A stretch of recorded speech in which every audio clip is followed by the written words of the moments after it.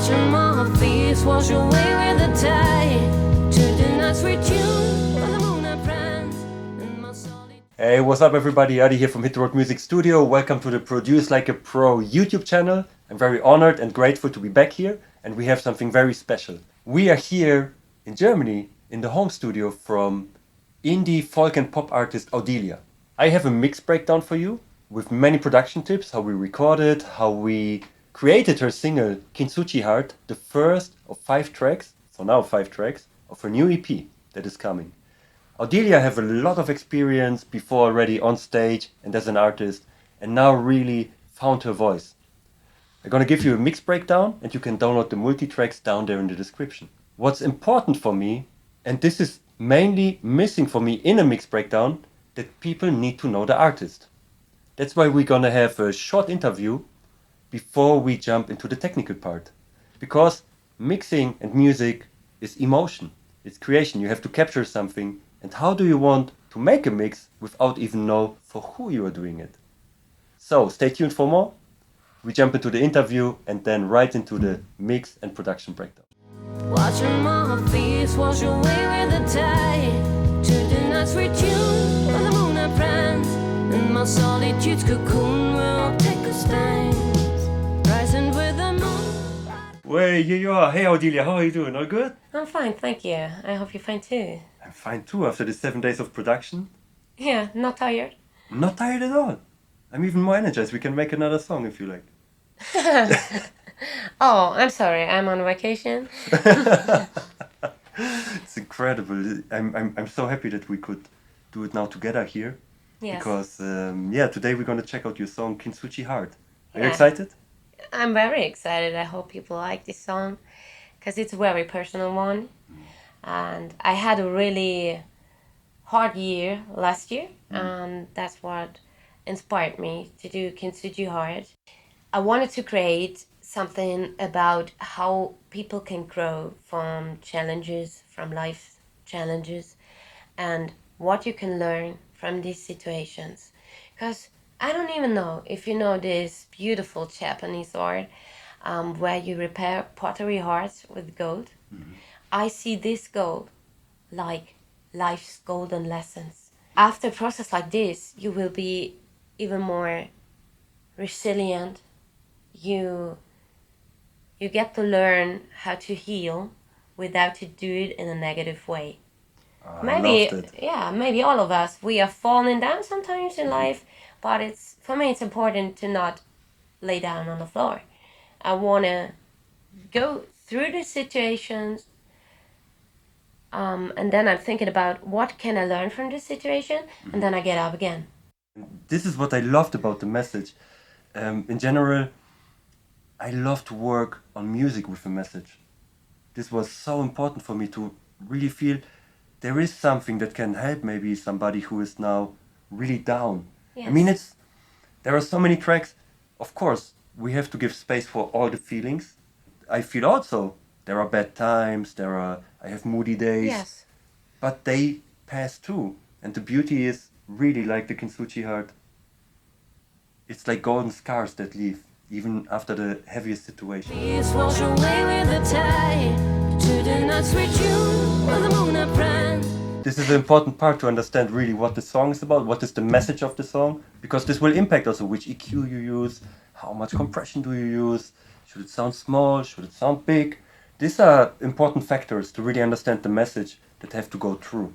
I would share a huge shout out to the Studio Scene event that the wonderful sound and recording team brought to Germany. You can imagine the Studio Scene event in Hamburg. This is where we met. There is so much work behind it. It's like a mini NAM. I call it the German mini NAM. German mini name, that's Yeah. a nice name. The German mini NAM in this. I mean, Hamburg is a cool city, and you get a lot of inspiration walking through the docks. You know, I mean, the Beatles got big there, and I just loved it alone from the vibe to go there. Yeah. And then all these master classes. I was really grateful to open the event actually with the first class. So you had time to come over there.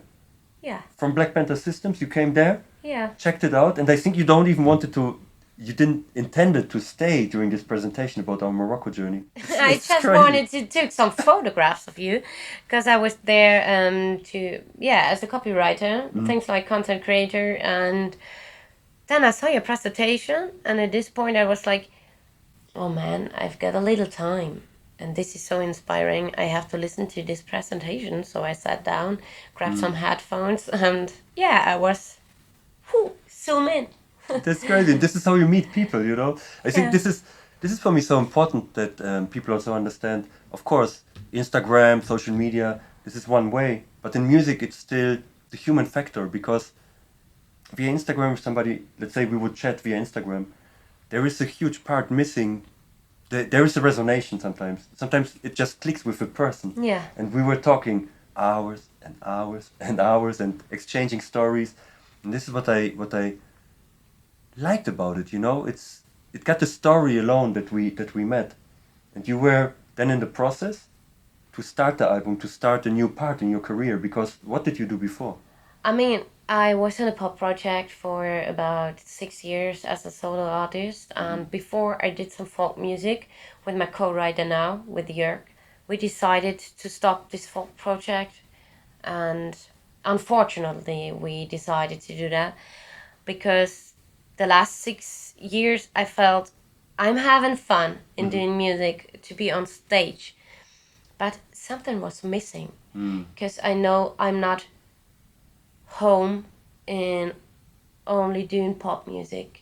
And when I talk about pop music, I mean like modern pop music. Yeah.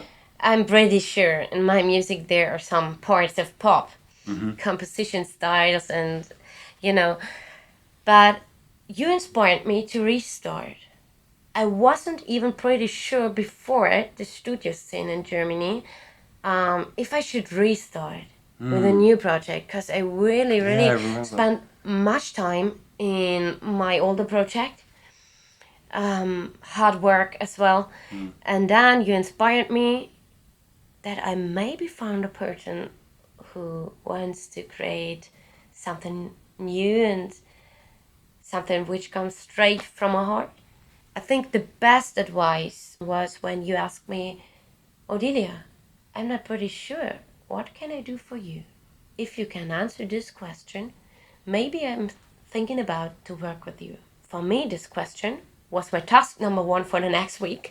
I made my homework, so I decided to do, yes, let's do this. I want to do some indie folk and the original music where I'm feeling familiar with, where I'm feeling home.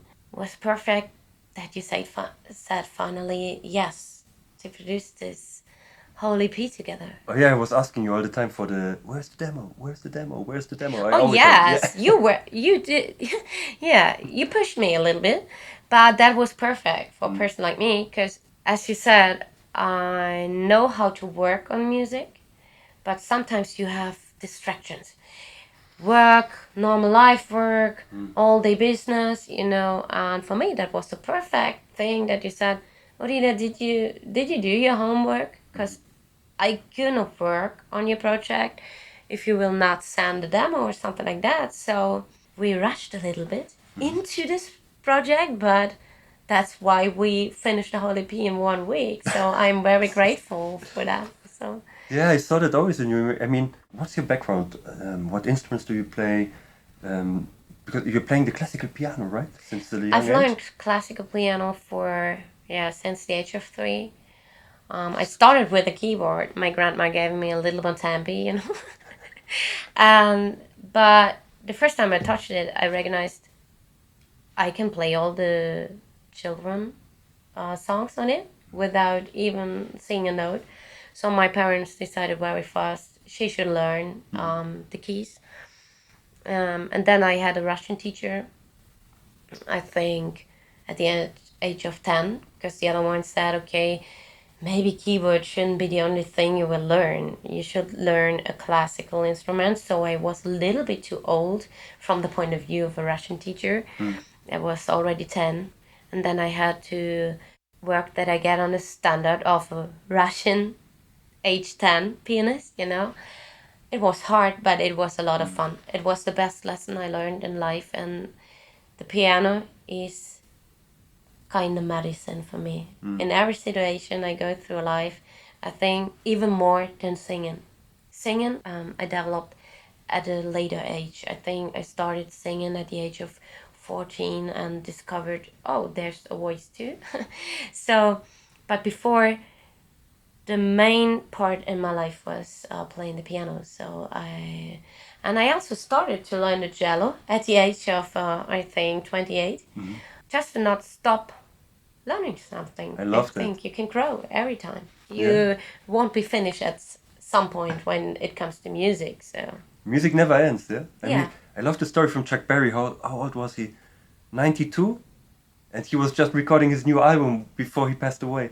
yeah, He was just that's making the next album, and for me, it never stops. You're never finished with creativity. that's You're never. what music is about. Yeah. I think not stopping, even if you make a little break or something.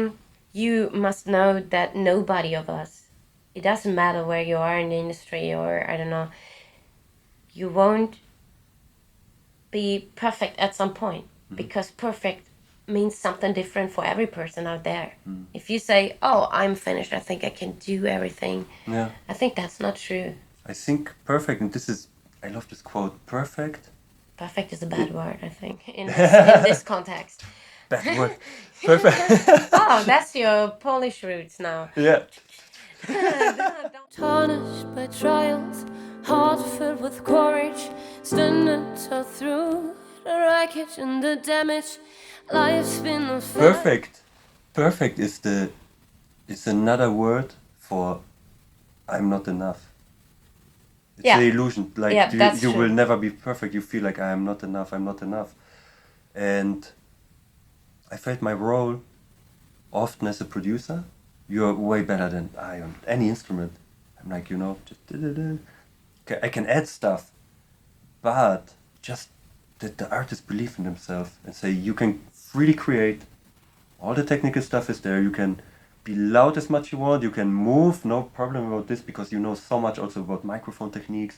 You know so much also about mixing. You know how to get what you want or how to communicate it. And I loved this part of working together. I mean, we are all growing. Look at this project we are sharing now. If we are looking back on this last week, I'm pretty sure we would say at this point, should we have chosen another track? Maybe? Yeah. Because the new ones are maybe a little bit better because the other one I produced fully remote with you. I didn't even record some analog drums before ever. Yeah. And you was just like, okay, I have this little advice for you. Maybe you do it like that and that. And then I found myself behind the producer stack at this day. So I think Crazy. this week we would think different about Kintsugi Heart. I'm pretty sure we would have done many things in a different way. First of all, I would have invited you earlier to my house. But it doesn't mean that Kintsugi Heart is not as good as the new productions. I think it's a very strong start for the first single. And Yeah. this is the most difficult part I always see in artists because a song is like a photograph but in audio. Yes. State of mind, the state of knowledge that you have now.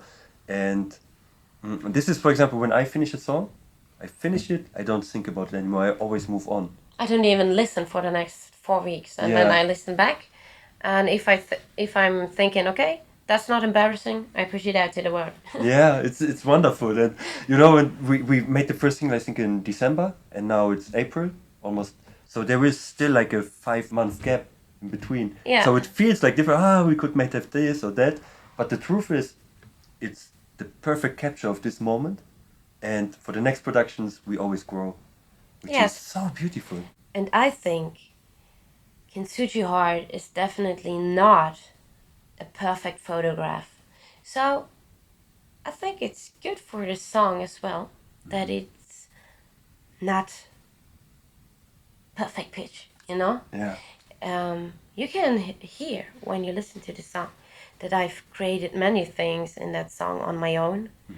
Maybe not in a perfect engineer way, but I think I captured this feeling and I tried to capture it the best way I could do it on my own, and then with your help. Teamwork. Teamwork. Teamwork. So, and I'm very excited to share all the next songs we did this week. I mean, we changed the microphone, we changed the recording situation, and the most important thing, we changed being in person together in the studio. We could have talked in a minute, something went wrong, let's record again. And that was the best part, I think, the Yeah. connection between people. So, but I think maybe we talked a little bit too much. Show these people what you've done in a mix now. Let's go. Let's jump into the production. Thank you so much. Follow her on Instagram. Check it out. This is Audilia. Check her out on Spotify. There is new music dropping now all the time. We have a lot in the pipeline. And really, some songs I was crying during the session when you just put the vocal take, and whew, it's beautiful. It comes from the heart. So check her out. Take your time and listen to it. Appreciate the music. Appreciate the artist. This is the magic. Just to show some love for this. Let's jump into the production. Watching my face wash away with the tide to the nights retune where the moon and friends and my solitude's cocoon will take a stand rising with the moon. Hey, welcome to my home studio. This is the mixing situation here. And before we jump into the mix now, and I swear we do it quickly, we make a quick gear rundown. So I mixed this song mainly here in my studio and a little bit in the Kali Audio headquarters in LA, in Burbank. So for my speakers, I have the Kali Audio IN8s. These are my white speakers, and they just sound gorgeous. In the back I have like an EQ section, so I can adjust the speakers to the room where they are, depending on the situation, where they stand, what's in front of them. Yeah, absolutely gorgeous. So they allow me to get a wider image, get the idea of the field, how wide the song is, and how it might translate when it plays in other locations, let's say in a cafe, in a bar, in a restaurant, or in a club. These are connected to a subwoofer, the Kali Audio Watts 6.2, and it's in size, it's not big, but it sounds big thanks to incredible engineering. I know the team, and I know Charles Sprinkle is always up for it to make it more efficient.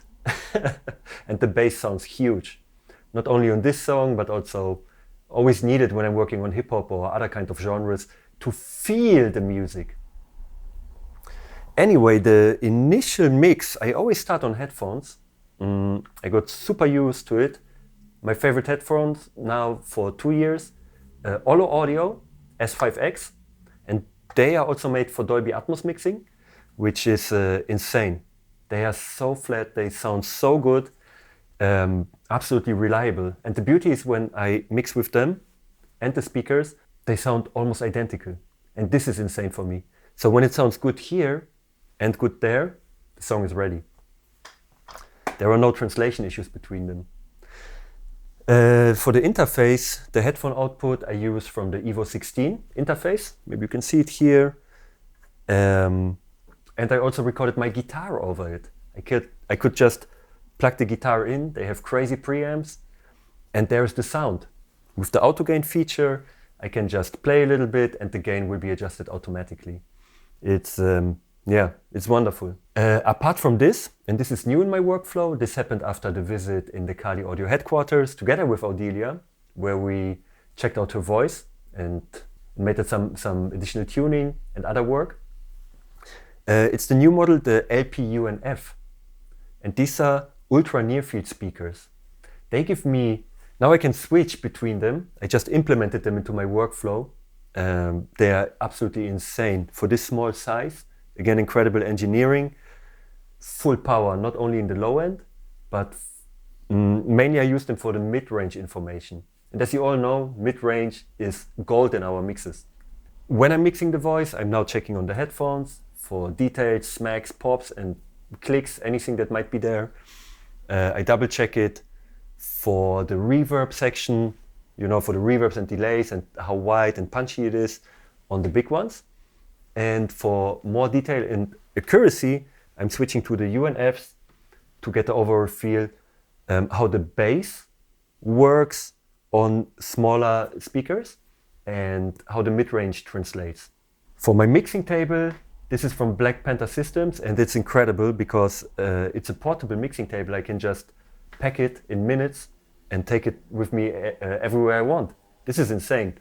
And the cool thing is, why I'm mentioning it, it's for the health. Before I had a laptop, so I was working like this. You know, as you can see, this is not good. If you do this for 8 or 10 hours, you kill your back. So now I have like a screen mount, have a big screen, better for my eyes, and I'm working like that, like this, naturally, straight, because I want to do this job my whole life. And for this, I need to be happy and healthy. So, this is all I got. Let's jump into the mix. Tarnished by trials, heart filled with courage, standing tall through the wreckage and the damage. Life's been a Let's see what we did. So I opened the session, and this time we work in Logic. Why we work in Logic? Because Rebecca is also... Why we work in Logic? Because Audilia is also working in Logic, so it made the file transfer way easier. And I think it's a great DAW as well, the same as Reaper. It takes a little bit more resources than Reaper when mixing, but I got the Mac Mini. It works way better than with the laptop, so there were no issues with all the stuff on it. And in this session, what you get are the edited files. So edited means with vocal tuning, drums are edited, cutted, everything there, but no plugins. And now we go step by step through the session and see what plugins I used and why I did so. Let's check it out. So for this song we decided to have a real drummer, and we hired Christian Majdecki in German, in his studio, and listen to the drums without any plugins on it. I gotta see if I have something in the master. In the master bus, here we have all our sends. And in the master bus, we just have stuff that I'm always adding. This is the lean EQ. So I'm always cutting 30 Hertz. And my mixes are pretty hot, so sometimes I'm just going lower, minus 5.5 dB here. So it hits the master bus way smoother, minus 5.5, cutting minus 30 Hertz, because speakers usually can't reproduce this 30 Hertz. So it's like a wasted energy in a way. Okay, if there is an EDM track, they have like huge subwoofers, they might get there. But if there is 30 Hertz or too much 30 Hertz in this track, and the speakers try to reproduce it, they can't work to their fullest potential. And this is a mastering trick that I learned many years ago. So this is something I do all the time with the linear phase EQ, going into a SSL compressor, but I'm not boosting any. I think the compression at the end is minus 2 dB. Then we have the Abbey Roads mastering. And here I cut out a lot of 360 Hertz because I don't do it in the mix. I love to take it out later in the master bus. Makes it sound more glued together in a way. Somehow it's smoother. And I'm always boosting some top end with shelf from 8.1 kilohertz up to 20 kilohertz. Everything boosted by 1.5 dB. And I always make it a little bit wider with the spreader. Then I have a tape emulation because the vibes for the song, it's like vintage vibes. Reference tracks were Ashgeier, I'm going to blend in his name here, and as well as Amy Winehouse. She's a big fan of her, so I try to emulate it as much as possible. One of the plugins I'm using here also is the T-Rex vintage compressor.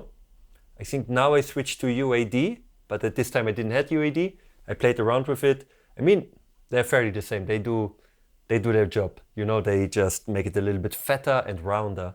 And there is also not much compression on it. The only thing where I make it really louder is with the Ozone vintage limiter here. But it's also barely hitting it. The GOTS particle, if you have seen my video, my top 5 plugins, is always in my master bus, but it's off for the mix. And then I just have a safety here. The PSP Xenon limiter is a clean limiter with many, many incredible options where you can really geek in. It's just so reliable. No peaks are coming through. So this is already on while I'm mixing. Just that you know. So let's have a listen to the drums with no effects.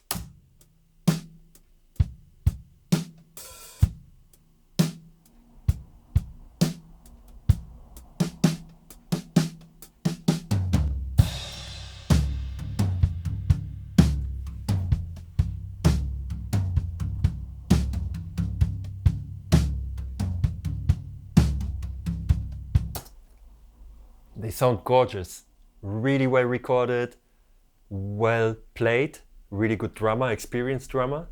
This is always very important. This is always very important to have something good to start with. I have a lot of automation here. For the multitracks, I will turn it off as well. So you get just the clean multitracks without any automation, anything. So how to prepare a session? The first thing I always do are the markers. Intro, Strophe, it's in German now, so this is the verse 1, pre-chorus, chorus, interlude, pre-chorus, chorus, outro. Very short song this time because she's expressing everything she wants to say. The song is just to the point. We don't need another verse here or anything. And I love to experiment also with little bit different structures. It keeps things interesting. It's still predictable, it sounds familiar to many songs, but at the end we decided to, make the interlude or the bridge, we should call it, twice as long and vocalize it, for example, to intensify this feeling at this moment. We'll get back into it. So yeah, we got the drums. So I always structure my sessions. Everything what's green, percussion, and my mixes I always start with the percussion because the groove for me is the foundation. So we have the percussion, we have transitions. The transitions I put, of course, at the end. Then we have a bass, and once the drums and the bass are locked in, I can adjust all the other tracks to it. Then we have guitars in red, so bass is in blue, my guitars are red. And there is our dear friend Jörg, who is writing with Audilia already for many, many, many, many years. It's a dream team, and I had the pleasure to meet him also during our session there. Jörg is a fantastic guitar player, fantastic songwriter. So we have his guitar here, and to this I'm going to tell you a nice story later, why it's helpful to know music theory as a mixing engineer. Then we have Audilia's Rhodes. We were searching for a while to get her custom sound here. We got a bunch of horns that come in the chorus, in the second chorus, as well as in the bridge to spice it up a bit. We have mallets, we have a tape hiss that I put there, and then the vocals. So in total we have 102 multitracks around, I mean with the buses and everything. So the first thing I always do is structuring my sessions and make like a basic balance without any plugins, except the master bus plugin sometimes. I need to feel it, But this just comes with the time. I'm doing it now 7 years, so I get to feel where the tracks sit and how they sit. But in generally, I structure my session. I have a bus, a drums bus, and sub-buses for every important element that have more than one track. So we have the overheads here that are usually left and right. The right and the head, they can stand on their own. The toms, we have tom 1 and 2, so I bus them as well. So I can always do some processing on both of them at the same time. Snare, we have snare top and bottom, and the kick in and kick out. So let's have a listen to the kick out and see what I have done here. Kick in and kick out together.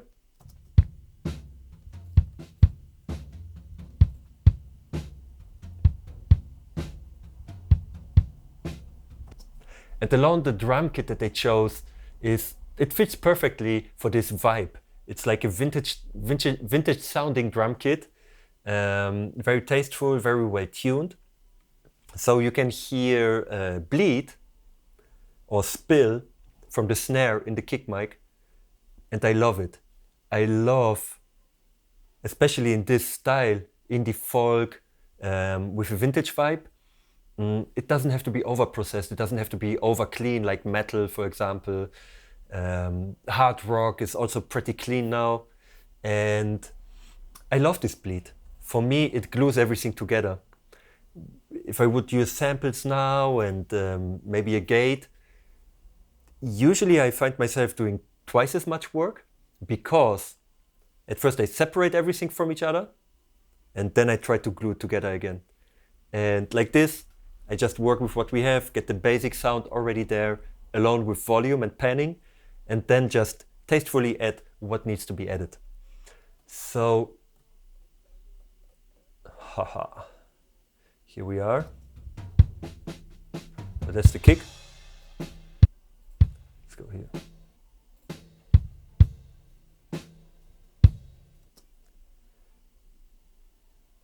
So on the kick bass, I have nothing. But on the kick in, let's have a listen, only to this one. I have the Lindl bass, Lindl 6X500. And this is a trick I learned in Studio Hiba. And this is the studio from the King of Morocco. I could spend there like 12 days or something. And they were blown away by this Lindl plugin and said, man, try to use it. And sometimes, you know, memories like this come back. So I thought, vintage sound. Maybe I don't want to go too detailed. This vintage plugins, what they have, it's usually like a high Q curve, like a wide Q curve. So I thought this might be exactly the right thing. I wanted a little bit more punch here from the low end. Let's have a listen. Without. Now with.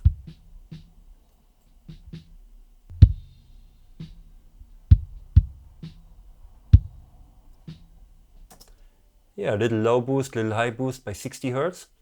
And a little bit more gain. Output. Definitely you can feel it in your chest. I love it. After this I always use the R-Bass. It's a classic plugin, I absolutely love it. Let's have a listen, what it adds to it.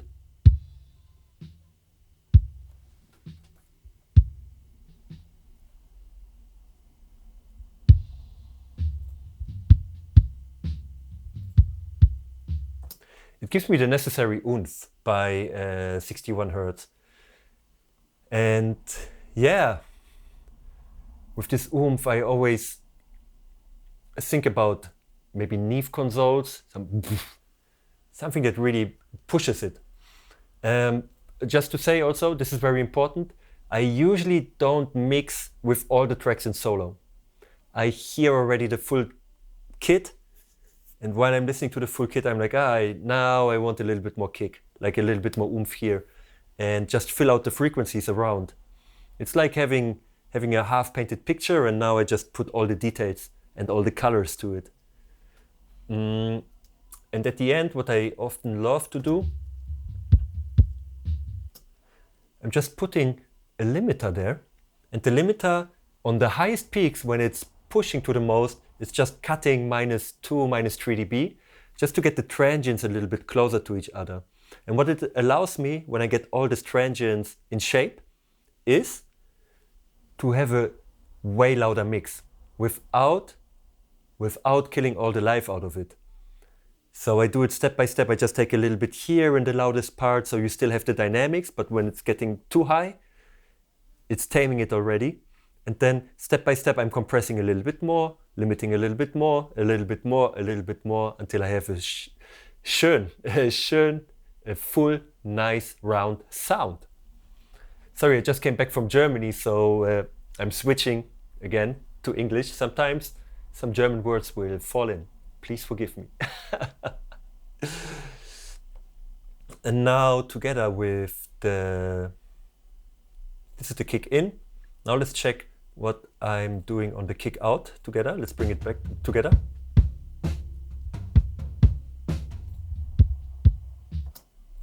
And of course, in the kick in, you have more of this rumble. And on the kick out, you get more from the overall kit. And it brightens this kick already.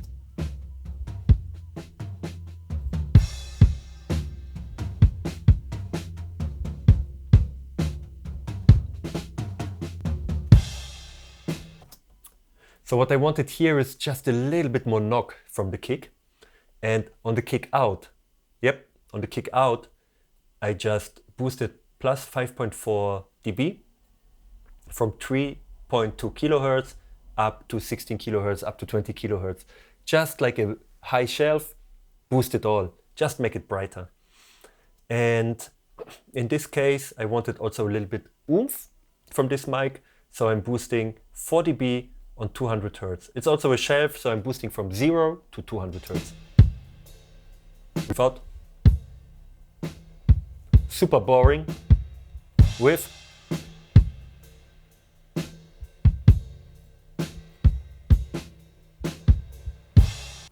and here I'm even cutting way more up to 6 dB. Honestly, I don't know if this was intended, but it sounded good, so I left it like this. This is everything for the kick for now. I didn't do any bus processing this time. So let's check out the snare. I'm gonna mute the kick now and we just listen to the snare without plugins.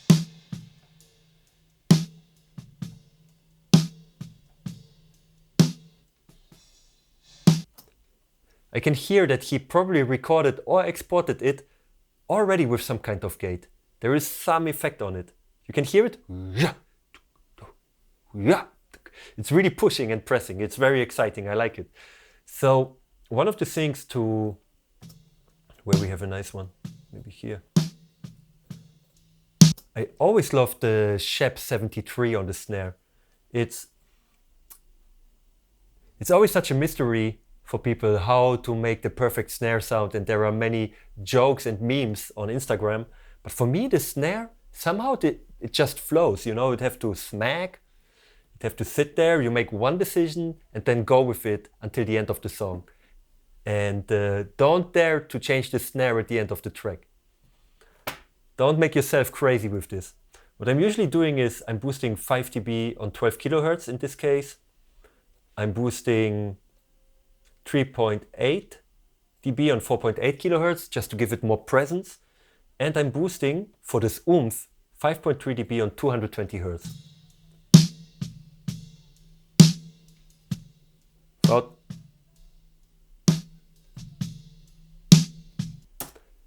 And now again, if I would listen to it in solo, it's like, this sounds so good.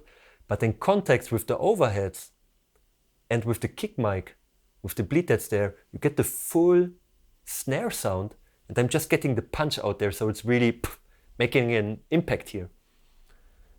I'm not using the high pass filter, but then, while listening back and forth, what's always good, so that the snare can pop out through all the other elements, is saturation.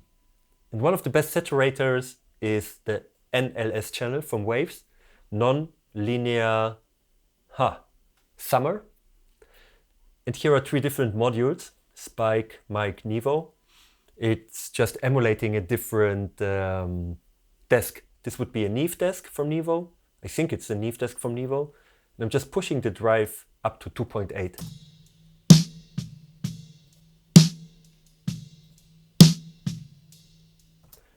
And here I love especially what it's doing with the lower mids and the mid-range. It gives it even more presence that's needed to cut through all the other microphones. At the end,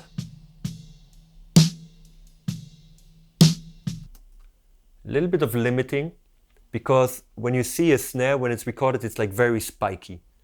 It have a sharp attack, but fades very quick.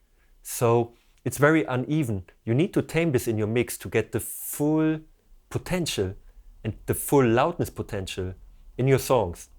when mixing this one, because it's with every snare you have.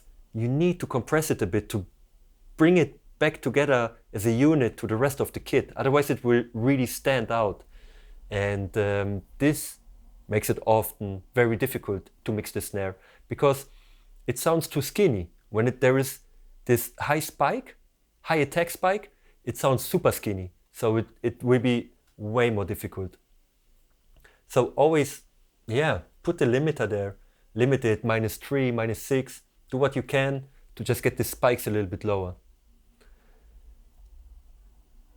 At the end, when I had the drums ready, I wanted a little bit more low end because it sounded too skinny. So this is my favorite one, the Red 3751. I'm adding plus 4 dB of low shelf.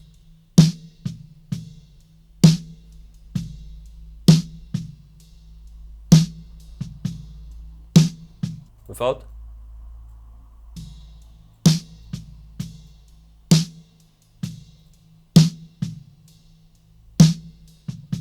With the kick.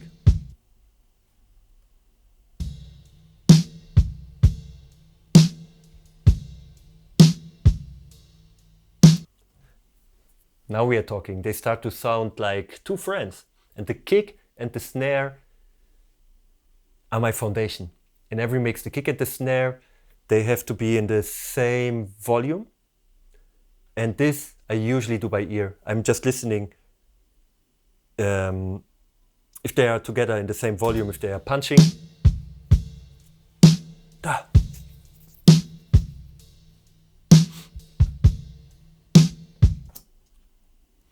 And here, full success sounds full and round. On the snare top, I'm just cutting. No. On the snare top, usually I'm cutting all the low end there, but here I'm actually just boosting 3.4 kilohertz plus 10 dB to get more of the top end. And this is the cool thing here, because Christian, the drummer, he didn't smack the cymbals so heavy, so we didn't have any issues here in this track. The cymbals came really tasteful in, so it made my mixing life way easier. Otherwise, when they have the steady beat, when they have a steady beat, it gets way more difficult, and I might jump to samples, but here it was not needed because of this tasteful composition. So kick and snare.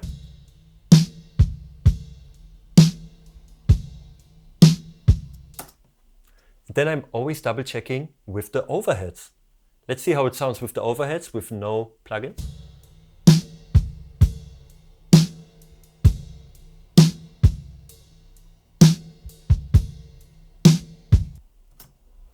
This sounds to me already like a natural, nice drum sound. And we didn't do much. So what I'm having here on the overheads is the Magma little tube. But how it looks.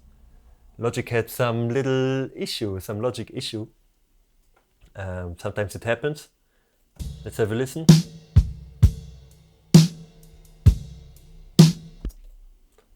Let's just try to reproduce it quickly.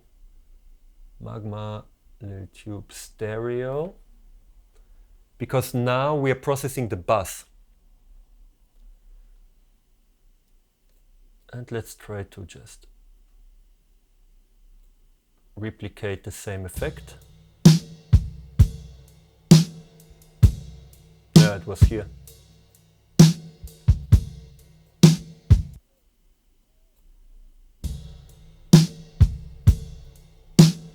All right, here we got it. So I'm having this Magma little tube here, putting it on 3.5 and on the sensitivity soft.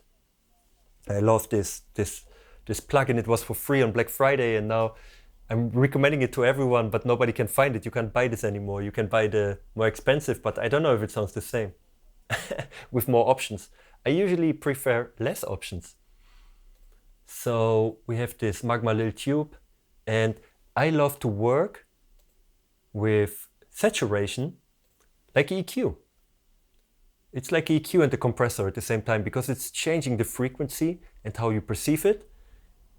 And at the same time, it's compressing it a little bit more, makes it more exciting. Let's have a listen with the NLS channel. Take it out.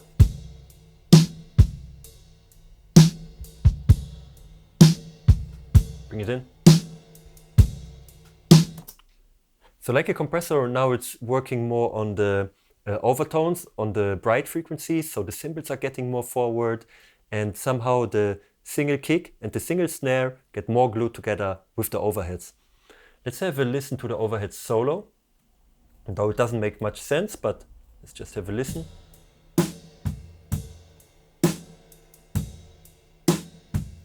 Without.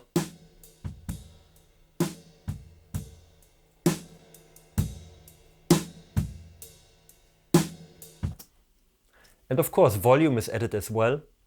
And when volume is added on a plugin, we perceive the frequency range differently. This is a very interesting phenomenon. Check it out. It's very good to know. But don't drive yourself crazy with it too. All right?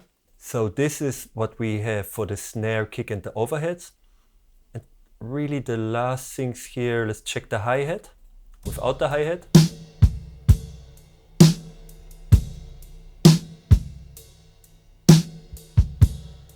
With the hi-hat.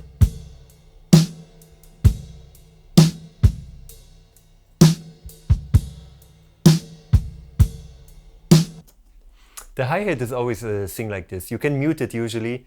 Here it's just giving a little bit more presence. Not only to the hi-hat itself, but also to the ride that you can hear. So I'm cutting everything below 231 Hertz in a fairly wide Q. I don't want to cut it too steep because all these frequencies, they glue together. If you cut it just steep like this, you have it like a puzzle. And this is not the idea here, to put puzzle pieces together. They have to flow into each other.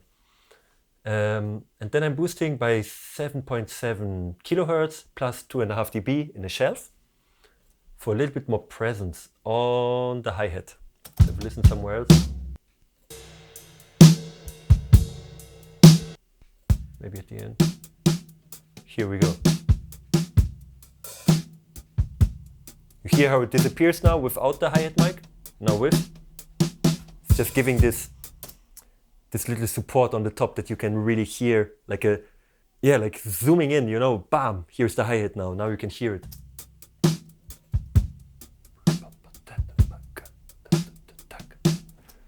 So in this case, it was really important to keep the hi-hat in the track.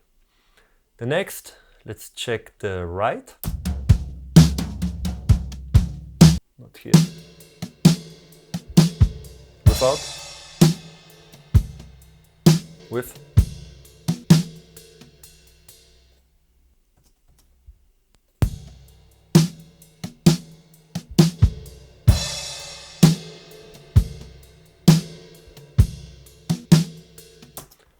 It absolutely disappears when it's muted. So this is a crucial part here. I panned at 28. By the way, the overheads I panned -64 to the left and 63 to the right. And what did I do here? Probably the same. Sometimes I just copy paste plugins. So here we have a cut on around 300 Hertz, also very steep. And we boost, we boost by 4.1 kilohertz. And a little bit less, plus 2 dB. Let's have a listen again with all of them together. Overhead, kick, snare.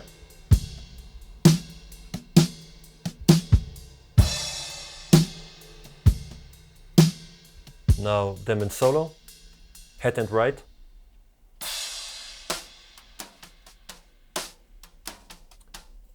Without plugins. With plugins. So even these mics, they catch a lot from the overall sound, but I don't wanted it here because it's getting us into phasing issues. When you have the full toms in 4 or 5 different mics, you get phasing issues, and then everything will sound a little bit muddy and not so defined. So that's why I'm cutting it out of here. Now we have the toms. Let's have a listen to the toms alone. Where are they? The toms are usually in the pre-chorus. They sound massive already. But what I love to do on the toms, which one we put here, the Shep's Omni-channel. Let's listen to the first one. Without. Let's make a loop. With.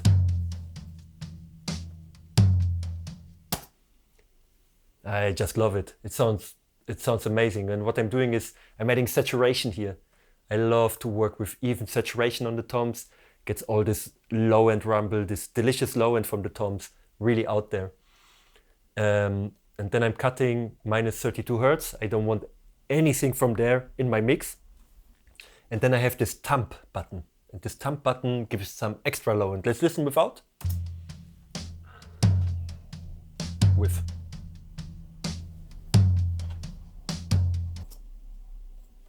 This one is crucial. I love this thumb button there. This is such an incredible option. And then I'm having a EQ here, getting a little bit rid of 100 Hertz. There is some build up and I want to leave space for the bass and the kick in this area. So I'm cutting like 1.2 dB by 100 Hertz. Here I'm doing nothing. And I'm just giving some top end here. It's a shelf by 4.3 kilohertz, so I'm boosting again everything up from there by 8.6 dB. Let's have a listen without. Now with.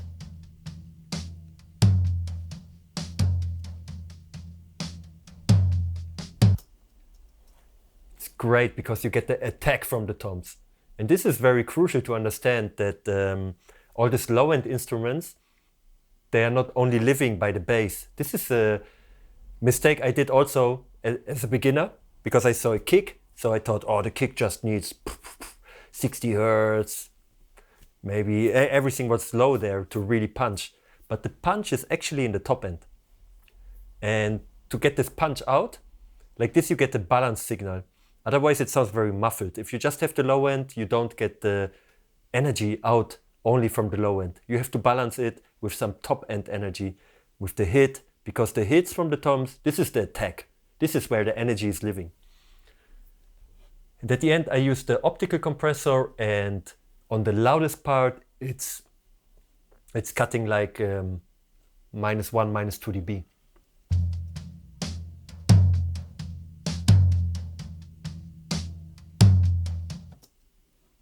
Yeah, it's very, very, very light compression.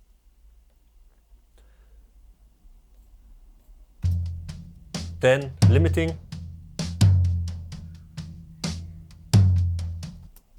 -2 dB on the heaviest hit, just to tuck it in a bit. And then we have a little bit of R bass by 89 Hertz.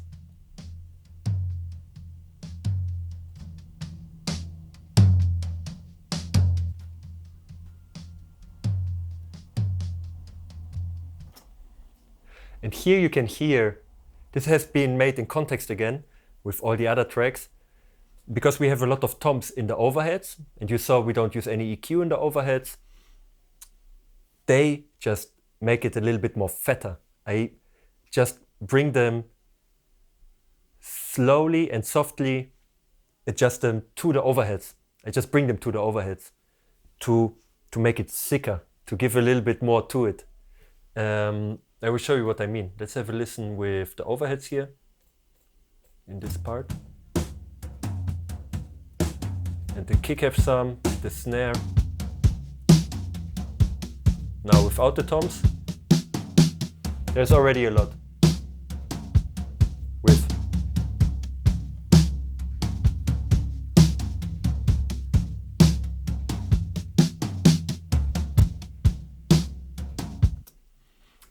Now you can hear it in context again, but let's do it alone.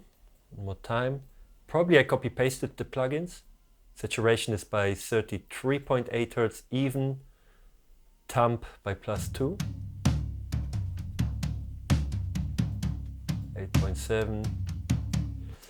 Here In the floor tom, I cut a little bit more of the low end by 47 Hertz. It got very muddy there and was in the way of the kick. And yeah, so I got a little bit more rid of this, minus 3.1 dB. And the rest, yeah, I needed a little bit more attack, a little bit earlier, because it's lower. So the frequencies, you have a specific tonality for every tom. The tom is also tuned. So this one was rather tuned that I could boost from 2.5 kilohertz up. I don't know which note it is now. I mean, I can check online, but I want to focus on the mix here. You can check online frequency to note, and it will show you the whole table. And yeah, this gives the necessary punch to really cut through without just like low, muddy, no definition with. Now in context with the rest.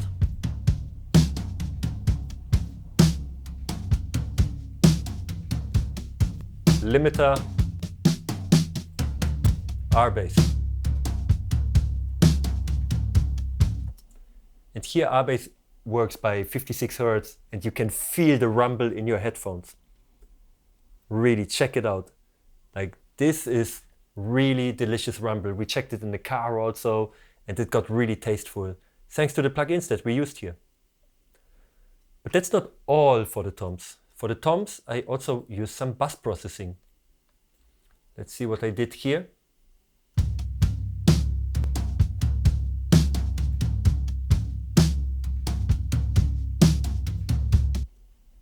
I think the only thing I did here was a cutting minus 4 dB by 240 Hertz, because there was a clash.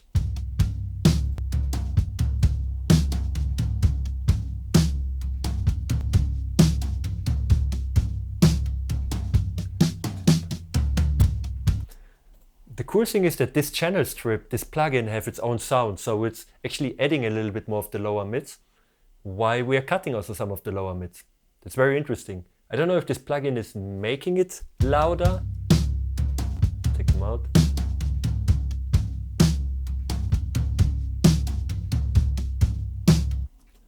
But definitely I have more decay of the toms. They sound longer here and absolutely love this effect. The last one is probably a little bit some last final touches to really clean it up. Also on the toms bass.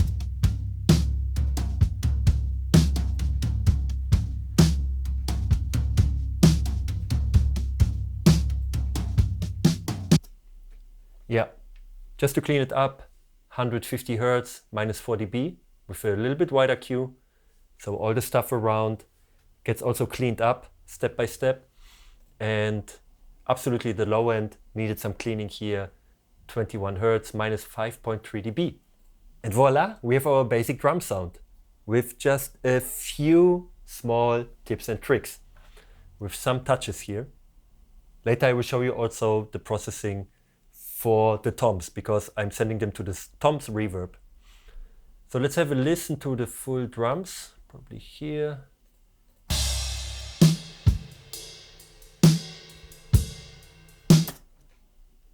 And the first thing I do is way more distortion, like saturation, not distortion, but saturation. 8.5 dB with the spike console.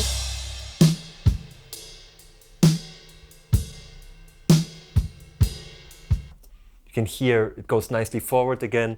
Now it's like just giving it more clarity, make it more punchy, bring it more forward and get it more together with the band, so it glues together. One of the channel strips I use all the time is the Edelweisse from Black Rooster Audio, and they have the low section, and I don't know which values are there, but it always sounds good. I'm boosting a little bit of the low ones, of the low sh. What is low sh? Lowish. Then I'm boosting a little bit of the low ones, a little bit of the highs, and the high-ish, like the shizzle on top, like Warren would say. Let's have a listen with. without, with. And through this plugin, I get this 3D picture that I love in the mixes. Now I can really hear the cymbals, the splash when he's hitting it. Pah! It's really in front of me. Now to make it a little bit more vintage, always putting a tape emulation. Here it's the Magnitude from Magnetite from Black Rooster Audio. Down.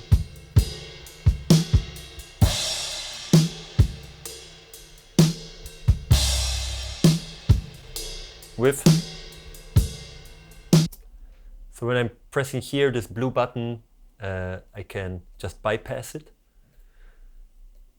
And I love how it rounds it up in the low end, makes it even smoother.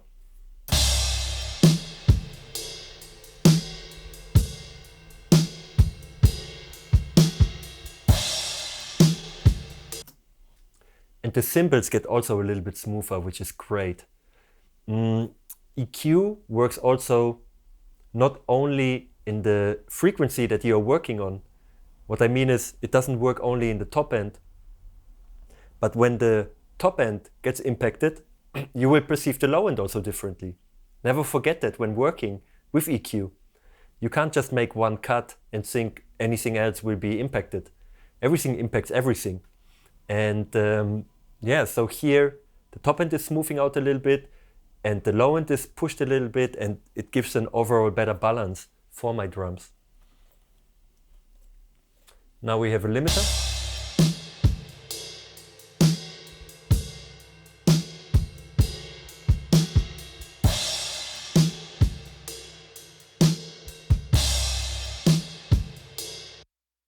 And now we are limiting the overall signal. Means all the drums together go now through the same limiter and get more together even as one unit. We're going maximum minus 3 dB, not too heavy, we don't want distortion, just get all the stuff together into as one big drum track. Then some cosmetics.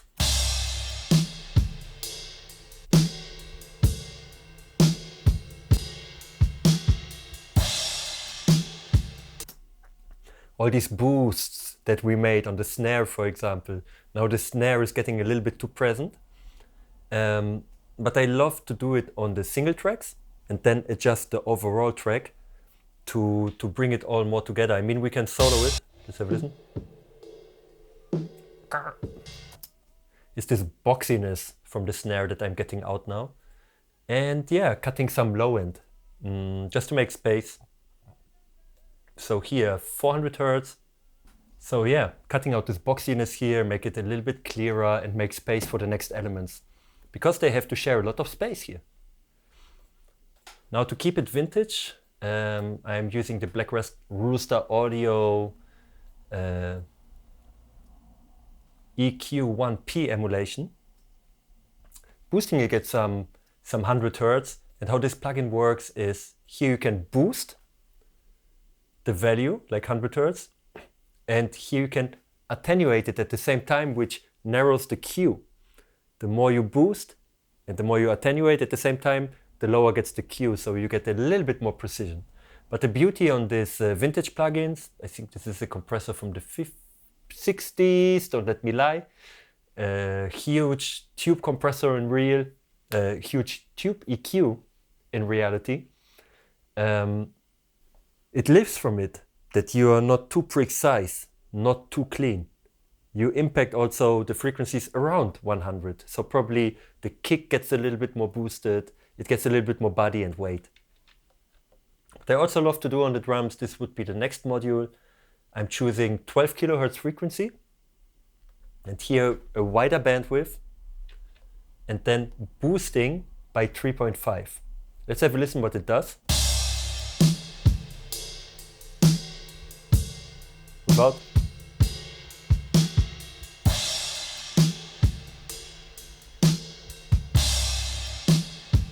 With.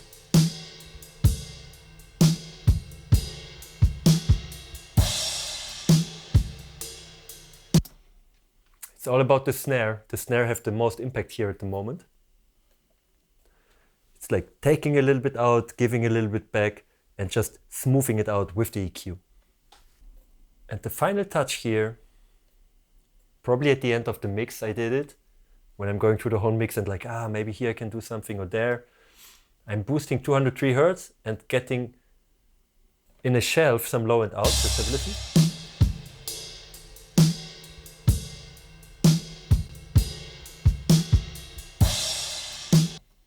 It sounded too flat at the end. Let's bring it back in.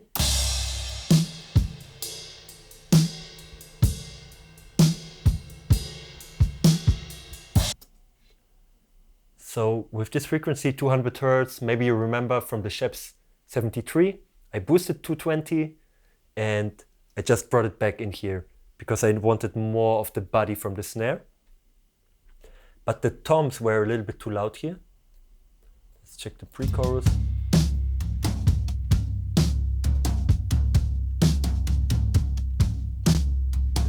Without.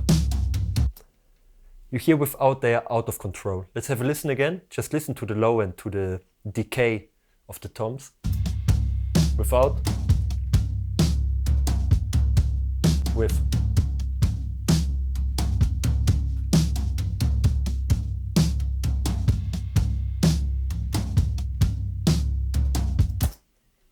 Just a little cleanup. So let's check the buses I'm using here. The first one I'm sending it to is Capital Chambers. We chose, where are you? Here you are. So we use this kind of reverb.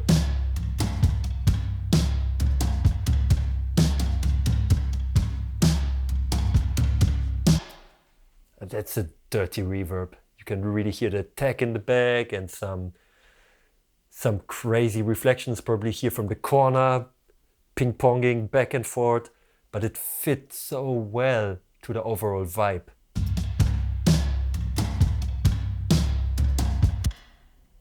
And later with the Neutron, I don't wanted the low frequencies in there, I don't wanted the high frequencies in there when the cymbals are splashing, just really mid-range. So I cut here, for example, it's a cut by 12.5 kilohertz. Everything above, just get it out. And here by 243. And that's what left with a focus on 1.6 kilohertz. This gives me a clean reverb. Let's have a listen without it again.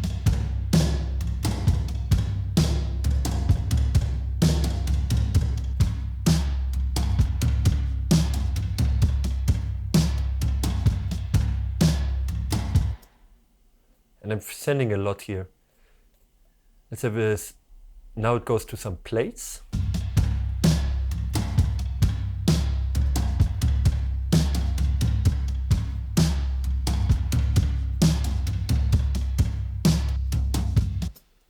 Let's mute the Capital one at first so you can hear the plates.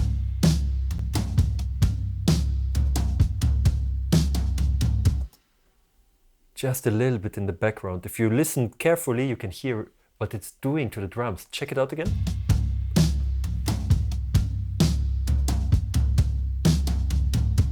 Without.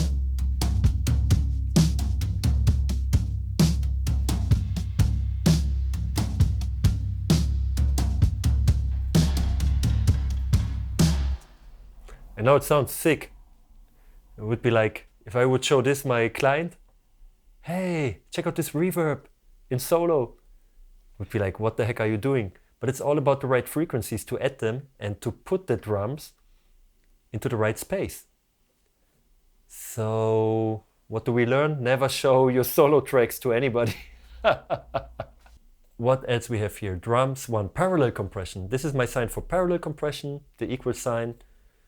So I'm sending it to parallel compression drums 1. And this will be the Abbey Road TG 1, 2, 3, 4, 5. Just turn this off for now.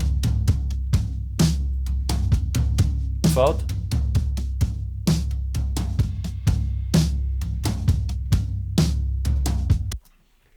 just adding more punch to it. And for the parallel compressor, I go from EQ to dynamics to presence.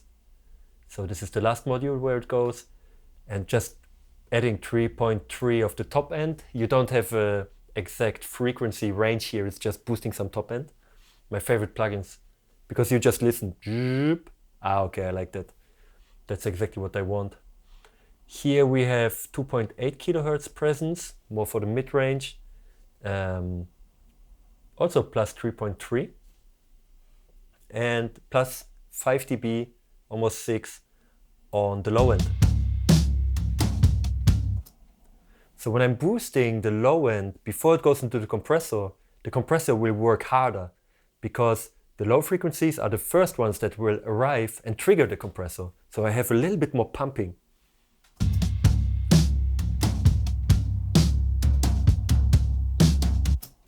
And I want the compressor to really push it down. It can be squashed like this. It can be just no dynamics at all. And to achieve this, you have to put a very slow release time, means a long release time. Yeah, the longer the release time is, the slower it will come back. The needle will come back slower. When you have a fast release time, it will be pumping. Think one more time about it, especially when you're just starting. Many coaching clients get confused when I'm explaining release. I say put more release so it's slower. You put more so it's not so fast. You will figure out. It took me a year. Unbelievable. So then I spread it. I love the spreader here. And you hear that the drums get wider with this parallel compression. Check it out.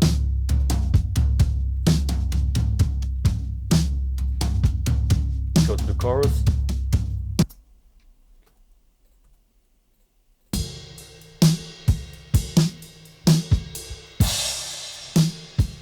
Without.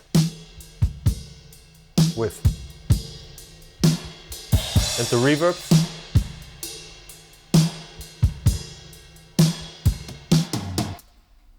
Sounds sick. Absolutely love it. So let's see what else we have. Drums crush.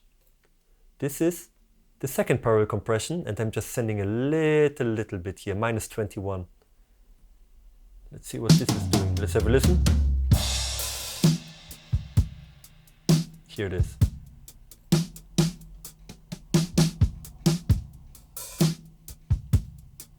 Without this. So this is just the drums crush, and here we have the decapitator. Because I wanted a little bit more vintage sound, I'm just crushing it heavily. Make it just louder a little bit.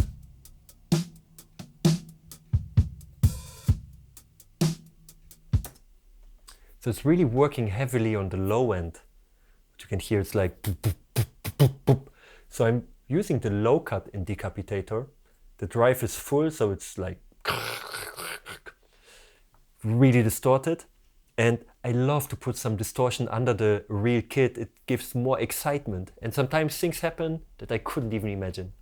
So play around with distortion and parallel distortion. Just crush your tracks. Listen again. Without the drum crush. Oh.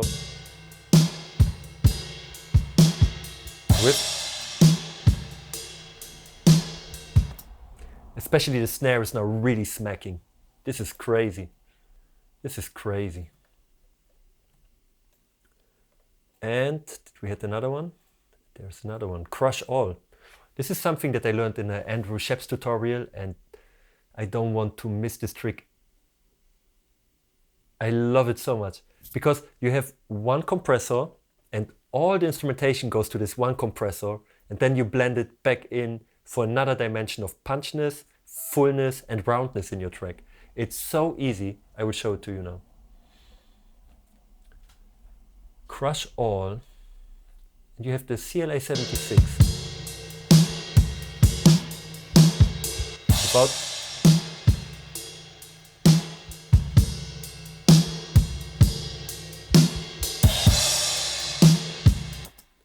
And here I wanted pumping. I have the ratio on 20:1, so it works almost like a limiter. And the release time is very fast, so the needle is pumping. It goes very fast back and forth. So you have more movement in it. You hear how heavy and aggressive it is, apparently. Because through heavy compression, everything what's in the back will get louder.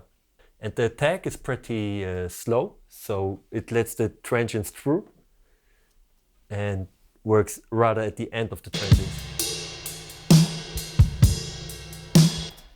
So you keep the punch. Because when the attack would be fast, it would, as soon as something comes, it reacts. The compressor will react. So all your attack will be lost. But with a slow attack, you have the attack, and later it's just putting it down a little bit. While the release, it's pumping. This is gold, like this crash all, and all our tracks are going there. The bass, the horns, the keys, the guitars, everything is going to the same bus. And that's it for the drums. Let's check the bass. So the bass, ladies and gentlemen, I programmed it. And to program it, let's have a listen at first.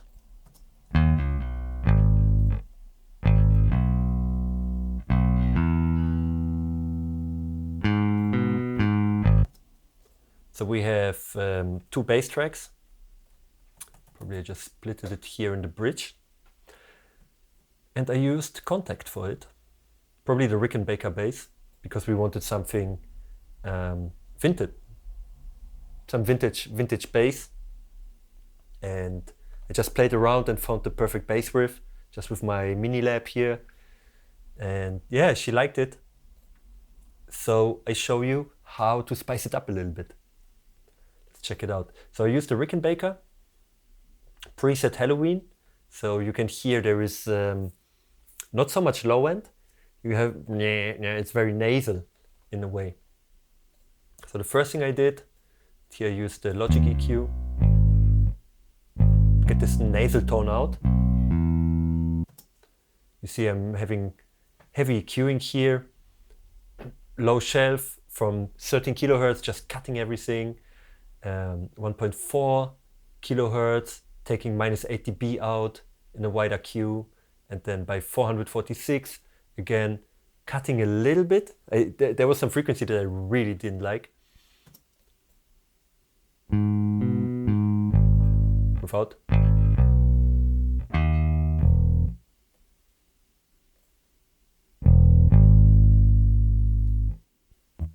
Let's make a loop here.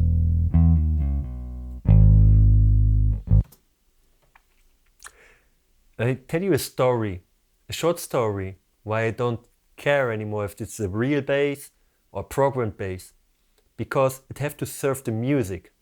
And there was an aha moment. When I got this Olo Audio, these are the S5X now, the headphones. Before I got the S4X, the open back headphones, I tested them on my reference track.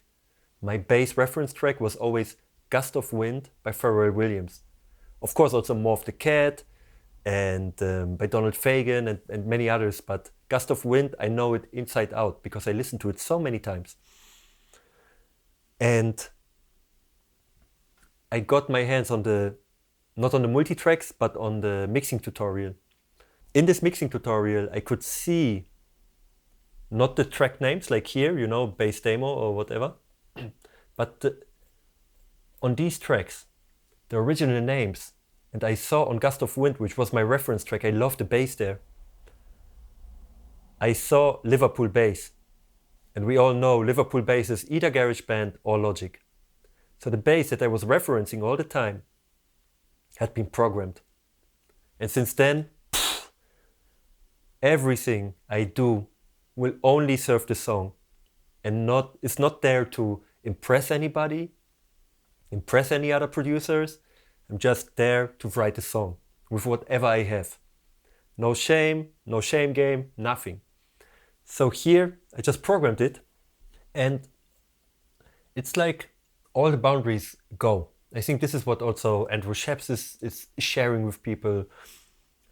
all these engineers, all these producers, they're sharing with us, let go of all the boundaries, all this talk, and just focus on what you're doing. Focus on the music, what serves the music. So here, I just do crazy EQ moves. I don't care, man. I just have a sound in my head and I want to reproduce it. That's the way. So I needed some more low end, and one of my favorite moves here is the max bass. Let's listen with it and without.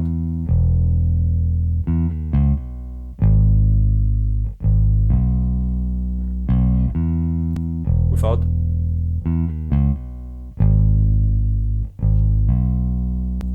With. Sounds round. Sounds like a nice bass sound to me. At the end I put some tape delay.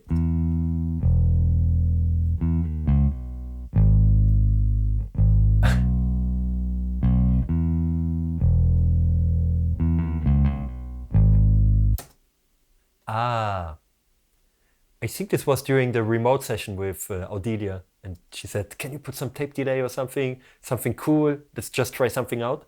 But at the end it's doing nothing because it's 70% the dry signal and 0% the wet signal, so I can also just take it out of here.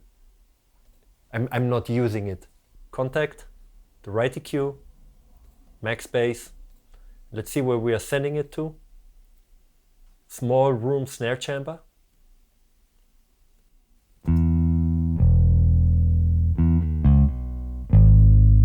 It's this one.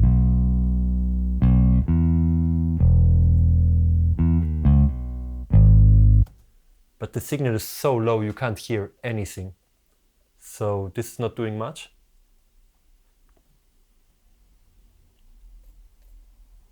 Then we have the small hall. Also not sending at all. This one is sending -23. This one will be interesting. Crush all. Without. With drums.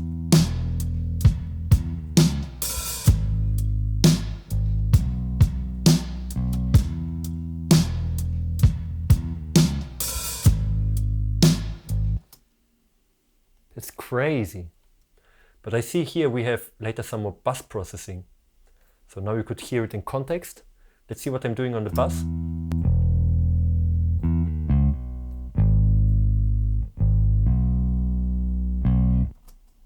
Just heavily compressing it. Nice bass move also. The release time is very slow now. So the needle stays down there. The notes get more even. I mean, it's meaty, but anyway. Without.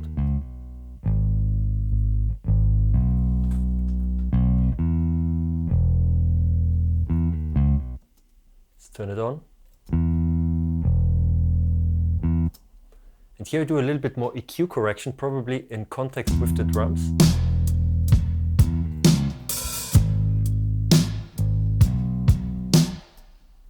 So I wanted to give more space for the kick here. 72 Hertz. I cut everything under 72 Hertz to give space by 60 Hertz for the kick. And now what you can hear when you hear the kick in solo, it was like really punchy. But now in context with the other instruments, it's actually fairly light. And this is also part of the vintage sound because in the 60s, 70s, they didn't have huge kicks. Sometimes you can't even hear the kick on most of the records. On the Beatles records or Judas Priest, for example. Listen to the first Judas Priest songs. I think 69, 70s. Damn, I'm sorry, but around this era, like the 70s, when they started like this hard rock stuff, it wasn't. There was no low end. They didn't took so much care of the low end. It just came later that the kick is punching. So now the kick is in a really nice place. With the bass I always make space for the kick so they can work with each other, not against each other. And boosting a little bit more of presence by 2.8 kilohertz by 5 dB.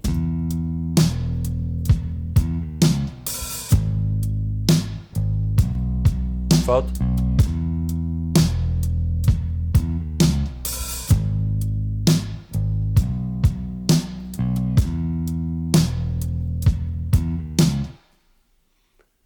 It's red. Now I need it a little bit more low end, so I put again the R bass to make it round and full. Do you hear how they lock together?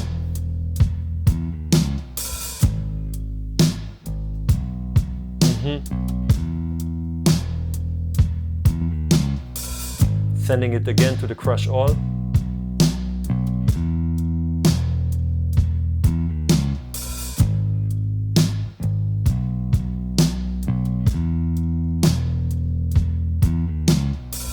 No plugins.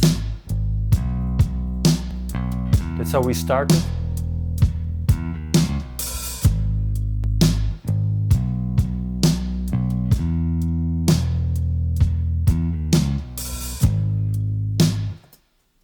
It's crazy. It's crazy. The sound is crazy. And now we got a groove to move on in our mix. Hey, what's up? Ady here, the editing angel. I saw the audio was broken for 5 minutes of this tutorial, so I'm re-recording it. So let's jump one more time into the toms, because I forgot one thing to show you the tom reverb. Here we are with the toms, let's have a listen.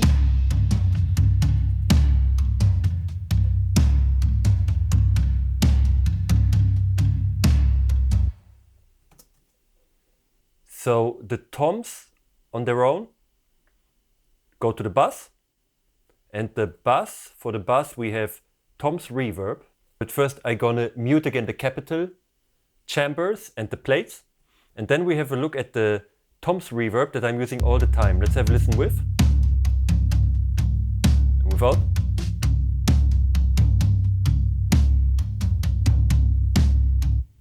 It's spacing them a little bit better into the mix. And what I'm doing here, this is a very old reverb. It's the IRL from Waves, convolution reverb. And the only thing I'm doing, you can see even here that it's a very short reverb, a small room here, standing concert hall. And what I'm doing is putting the pre-delay on 16. I'm not sure what means 16, is it 16 milliseconds? But I'm always playing around. One more time.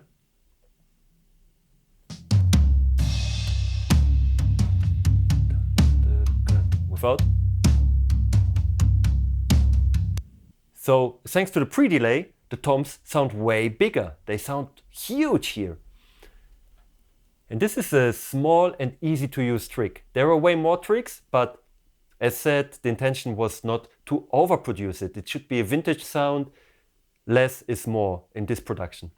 So for the next part, I would love to show you the transitions and what we do with the transitions here.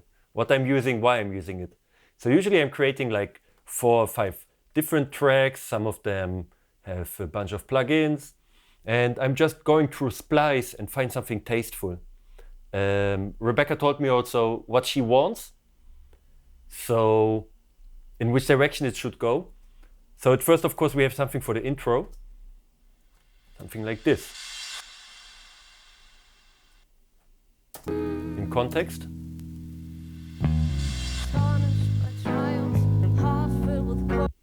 So something tasteful. Here I really wanted something tasteful.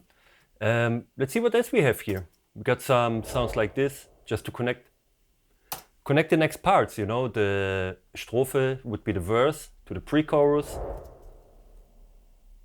And it's like some fireball. This is how it's called. It's like what you use for cinematic effects, and I use it all the time because I think it's a beautiful transition. More visual even. Might be closing a door, something like that. Let's have a listen in context. Yeah. Let's turn off the vocals for now. Then what I loved here, in this part, to go from the pre-chorus to the chorus, I could hear like something orchestral.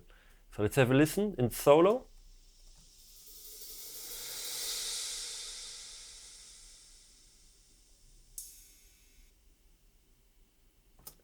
So it's like a cymbal swell. And it's very delicate. So you can see I'm having the fade out almost at the beginning. It just should support the song. These things have to support the song. They shouldn't take over the song or take the listener out of the experience.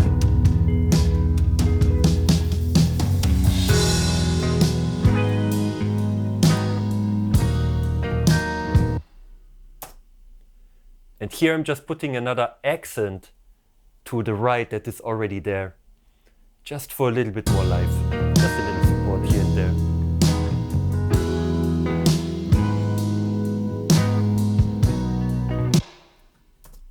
And here, this is something that I learned in hip hop, just to give some movement with different timbres. For example, here the JJ crash is coming from the one side, and then the next crash is answering. So it's like building a rhythm inside the rhythm with the help of cymbals. This is what I'm always thinking about when putting transitions. I love it. Usually I put the transitions also at the end of the song when we have everything ready, and then I say, okay, let me do the final touch. Takes me an hour or so to find the right ones. And yeah, play around a little bit. Think about movement in the track with these transitions, or adding some more elements even to the drums. Because this is something that the drummer couldn't do on top of this track. But yeah, it just gives another layer of movement and excitement. Here has been one transition which got, two of them have effects on it. So everything in transition 3 have the round machine again. Have a look here. The mix is set very low, high decay, big size. I want it big. Let's have a listen. It's on the orchestral one.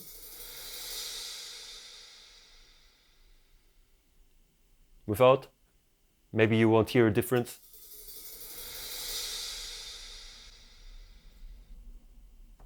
It smooths it out a little bit. It makes it not so harsh. In the transition 4, we have a delay unit. This is Echo Boy and the delay that I built here. It's a rhythmic delay and I have full control. I made the rhythm echo, so it goes with the BPM. Let's have a listen in solo, what it does.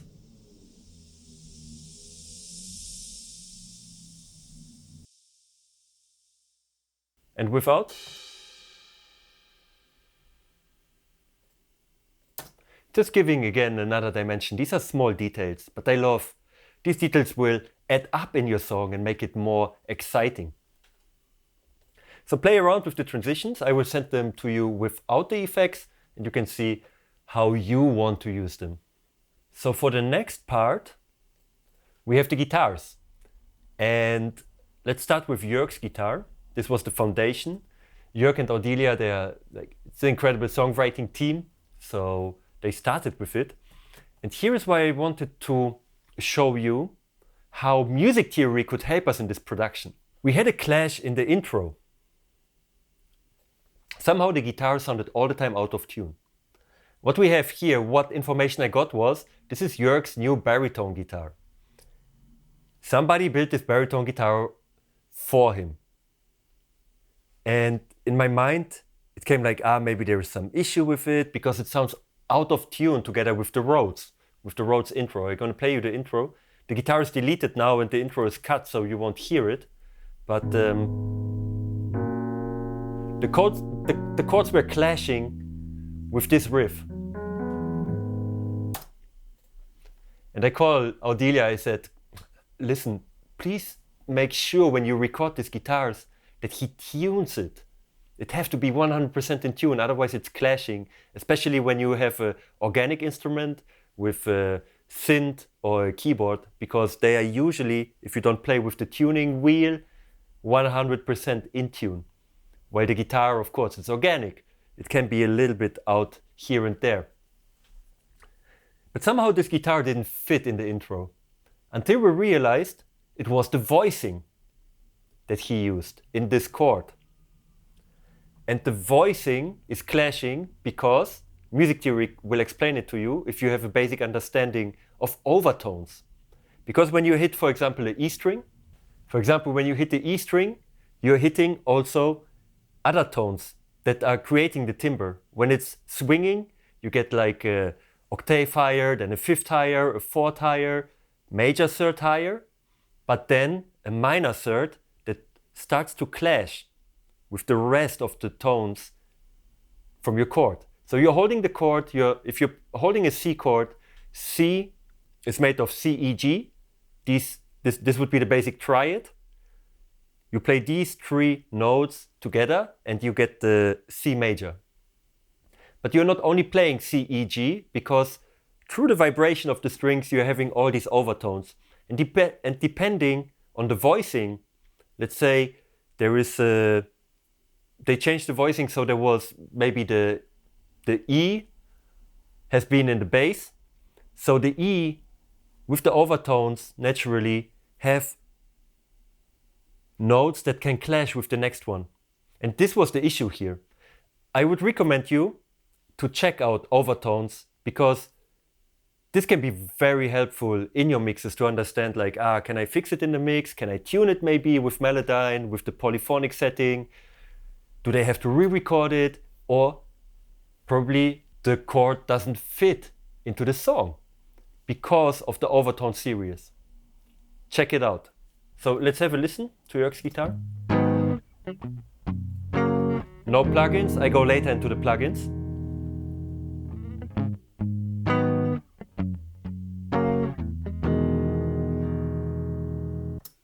Just the way the guitar sounds. And from here it stopped clashing already with the Rhodes, which is great.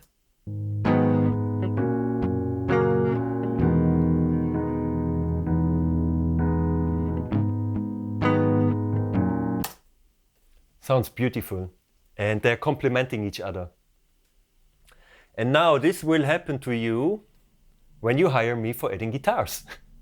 I'm a little bit crazy. These are my guitars that I'm composing, because I'm mainly composing with guitars. I'm a guitar player for 25 years now, so I love to make my compositions or edit effects with the guitars.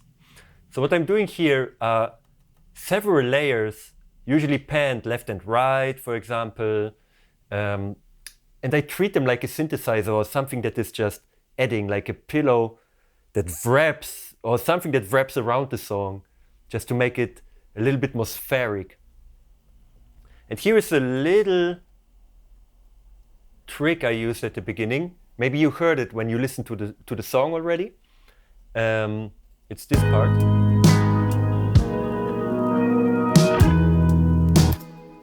It's just this little reverse guitar, and this is a little bit of ear candy. Usually the song tells me what is needed, what I should add here, what I can add here, and then I do it just immediately. Once I have the idea, I'm like, oh, let's try it reverse here. So this very short song gets a little bit more spices. So yeah, what I did, I had the opportunity to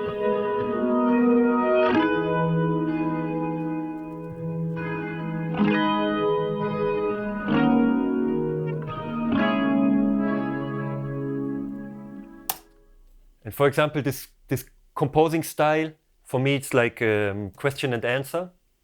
So you have here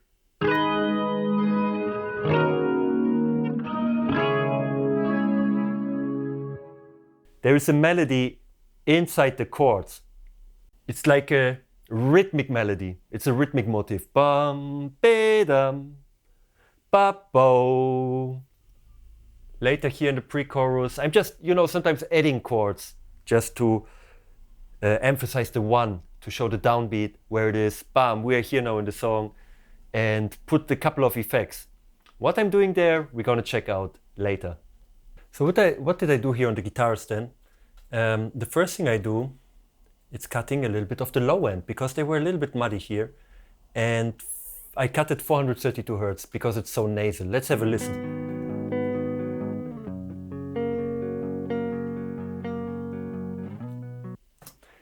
You hear how it's freeing the guitar and the sound. Now you can get the idea of the full sound and potential of the guitar. And the next step, this is one of my favorite EQs, the API, because it's a very musical EQ. It goes always in the same steps, like 30 Hertz, 63 Hertz, 125 Hertz, 250 Hertz, 500, 1 kilo, and so on. And I'm cutting always the bass out because there shouldn't be any bass in this guitar here. This stays. And yeah, this might be weird, but I love the low end, like the mid lows, like 250 and 500, especially for this vintage style. This is how I bring the guitar closer to the bass and the drums. 1K stays, 2K get boosted a bit, because a nice range for a guitar is 1.6K. This is a fixed point on the Neve console. This is why it became like a common knowledge. So in general, I think it's always between 1K to 2K, depending on the guitar. You always have to listen if it's 1.3K, 1.8K maybe. Here it was 2K that really added something.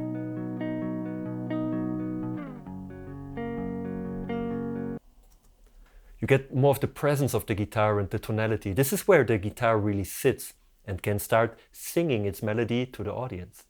Then I'm boosting a little bit of 4K by 3 dB to give it a little bit more presence. And that's the guitar before. This is the guitar without. And now with processing. Just a little bit brighter to support the whole song from below. You will hear it when we bring in the other elements. The next I'm doing here, sending it to a plate.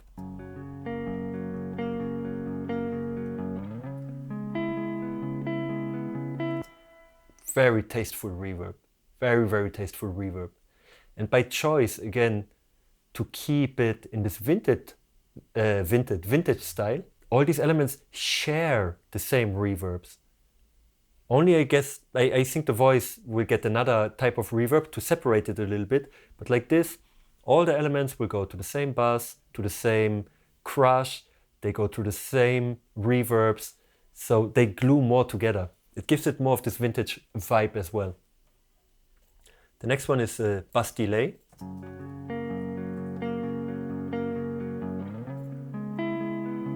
For this dreamy effect. Oh!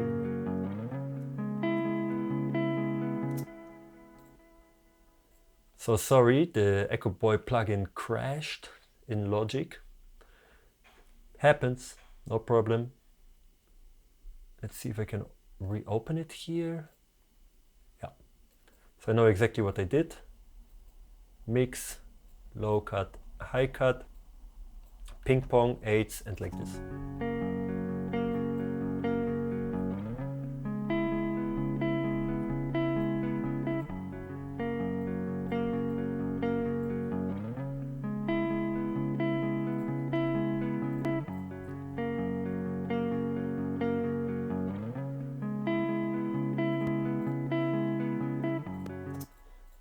I guess I chose another module here. Just reproduce it. Rhythm note 16th. One was echo note, rhythm note 16th, space echo. Here we go.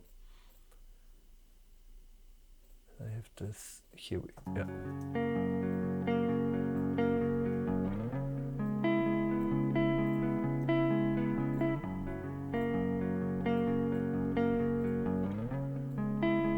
Less feedback.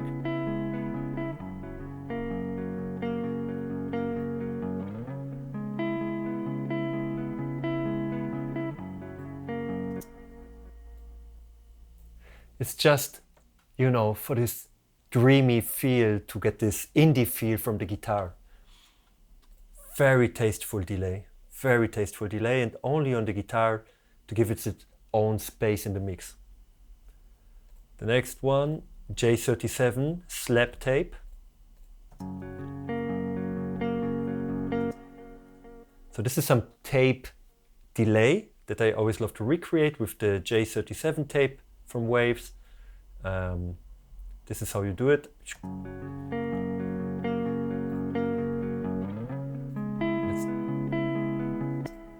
It's very subtle, you can't even hear it, but it's almost like a doubler effect as well, and thicken up the guitar and brings it into its own space. And the last one, parallel crush for sure. Crush all, yeah. And immediately it's just getting way louder.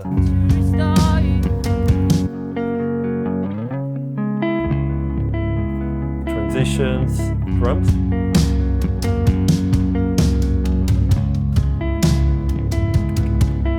Back, back, back.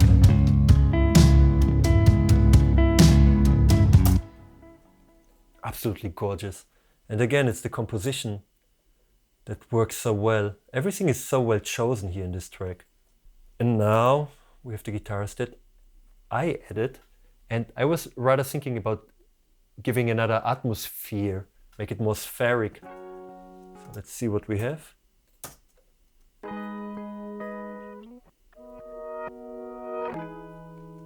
Oh yeah.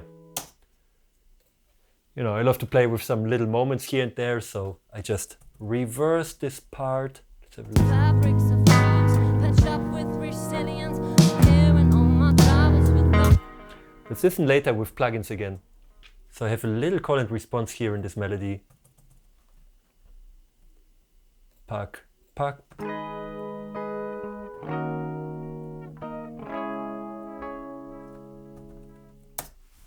And again, to give it this indie vibe, I don't want it to cut everything on the grid. It sounds nice with a little bit more of life. So I didn't edit it to death. Like usually in pop you would make it like this.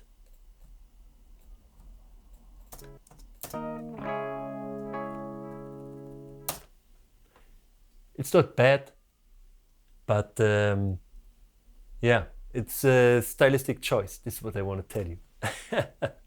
So what we got here is all the guitars have been recorded with DI straight into my Evo 16, amazing preamps, just plugging it in.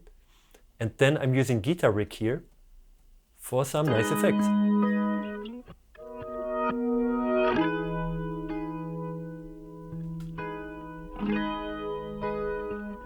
Thought. And here I use the chorus effect because it's just like, it's just so beautifully dreamy. I like the jazz amp here. It have a little bit of crunch, but it gives also enough clarity for these guitars for this dreamy sound. I really like this one. I added a little bit more bass, cut a little bit treble because I know my guitar, I put some condensators there and there is enough top end sometimes, so I cut it down. And then it goes into a compressor, working a little bit, 1 dB maybe. And I'm very close to the cabinet, 91% to the cabinet, 9% to the room. And there it is, gorgeous sound. Absolutely love this plugin. The next step I did was the API again, but I see I didn't even use the EQ. I just put it down. I love the API also as a, I love to use it for gain staging.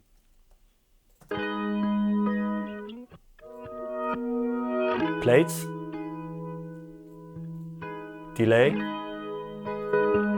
crush all.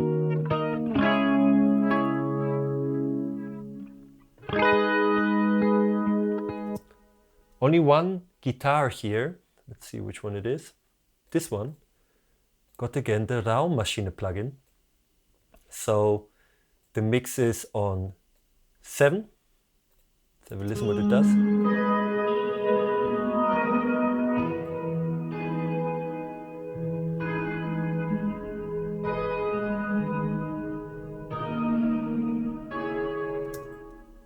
Oh man, this effect is sick. Let's listen now in context, and now I know why I have 3 guitar tracks. One was experimental and 2 are more like left and right and just thicken it up.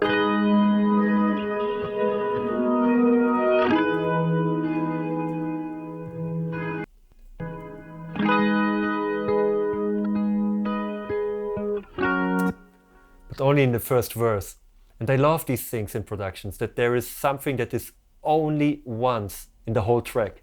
In the entire track, this effect just comes once in the first verse and does not repeat. Man, gotta love this stuff. And this is why I love to work also with indie music, because experiments, sound experiments are welcome. A dream job. Man, I could work creatively as well, put some stuff here, make some cuts, you know, nice transitions.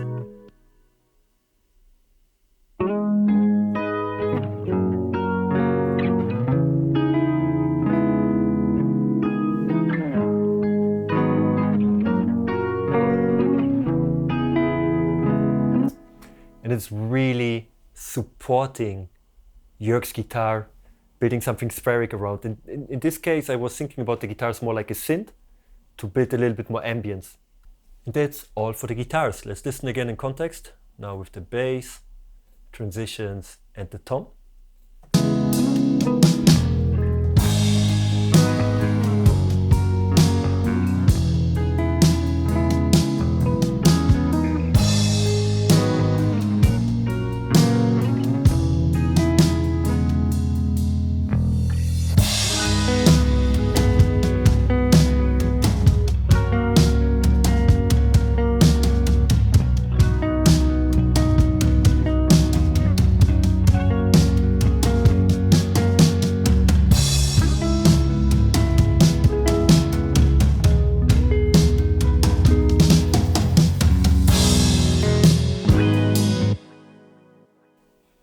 Just sounds so beautiful and always brings back good memories. I really enjoyed this production. It was wonderful times. So let's listen to the Rhodes. This is her custom sound that we tweaked a little bit. So let's see what we did here. No plugins. And again, like, she's an insane piano player. I mean, you watch the interview and sometimes it doesn't come like this, but I'm working with her. She's like insane on the piano. She can play gigs fully improvising classical music if you wish, if you really need it. And it will sound like tunes that already exist. It's a little brain. To make it more vintage, the Rhodes sound. Vintage EQ. Listen what it does to the low end again when I'm bringing the VQ 1P in. It's by 2.5 dB boost on 100 and a lot of attenuation. I don't want too much of it because it's really clashing down there with the toms and the kick and the bass and a little bit of the guitars, you know, so just a little bit without.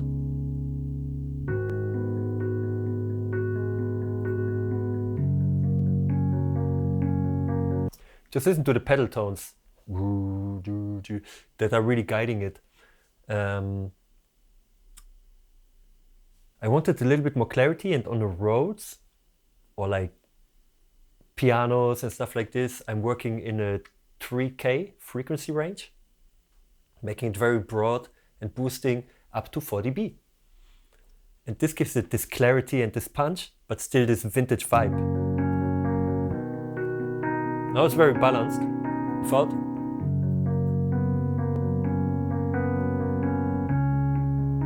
There was two less bass was here. Now with.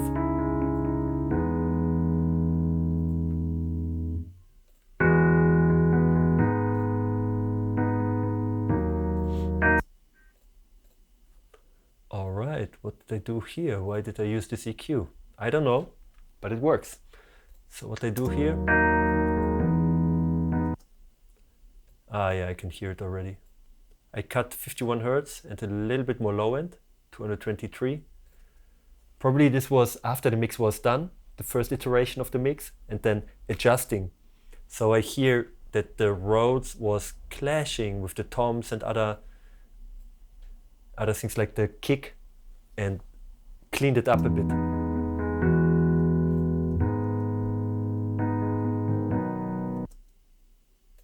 Now, where do I send it? This goes to the capital chambers. Let's have a listen. Minus 17 dB, it's not so much, but it does the job. Plates. You hear immediately when the plates come in, it gets wider again. And now it gets together with the rest of the band. We put it to the delay also, the same like the guitar. That's interesting.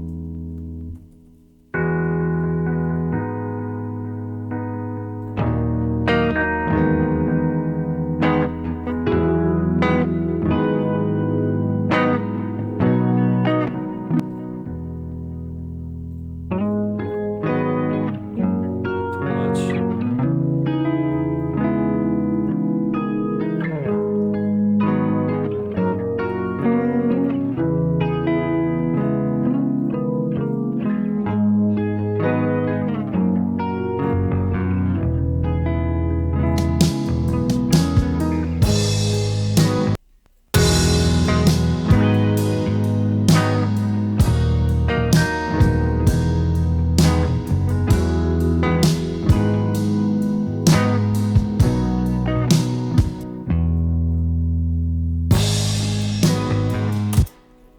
just love this delay tail there.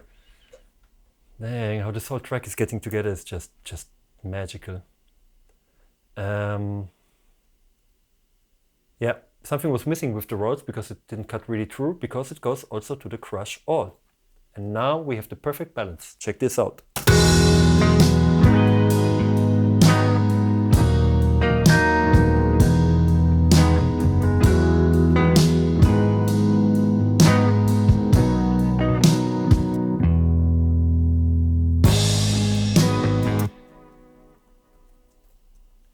One delay does it all. It's amazing. Sometimes minimalism is just great. So what we wanted later was a bunch of horns. And if you listen closely to the album, to the EP, you will hear horns all over the place. So it became one of the trademarks of the album. This was a conscious decision during the production process to have something that repeats and guides you through the album. Some elements that always repeat here and there. I'm curious if you get some other elements that we also built into the other tracks. So let's listen.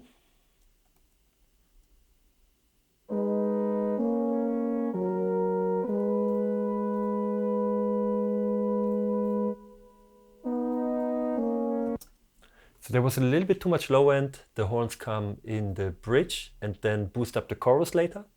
So for these horns, I'm just cutting 66 Hertz and then 213 Hertz, minus 2 dB, to give more space in the low end. And then some fine tuning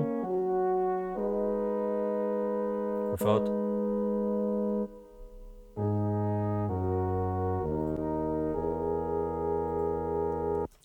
Yeah, still too much low end there, just making a little deeper cut by 55 Hertz, minus 6 dB, and 183 Hertz, minus 7 dB.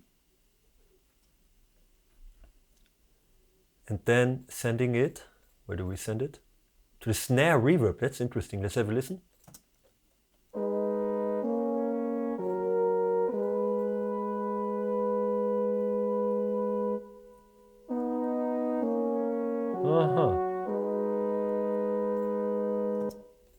The snare reverb is a Valhalla reverb. Short decay. It's just a little bit of ambience that we are adding here around the horns, especially when you have VSTs. Give them some life. What we are doing here in the chorus.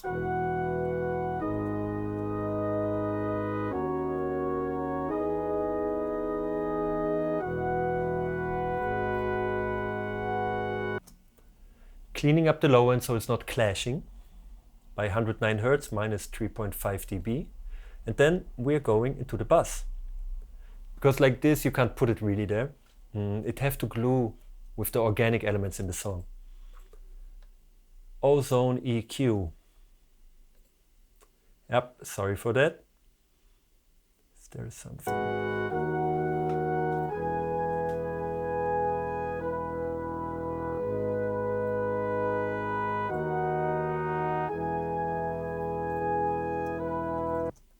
It's just a top end boost by around 16K that I'm doing here, and a little bit more cleanup in the low end.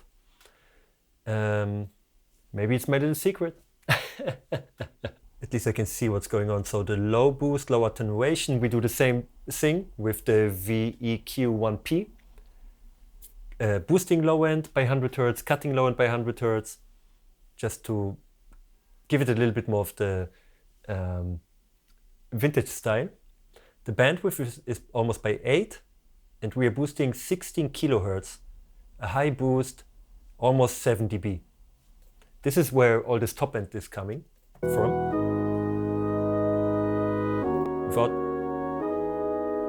With. And now it sounds warm, it sounds fatter, and it cuts through the mix, and way more balanced, with just 2 moves. Now we're putting the magnetite.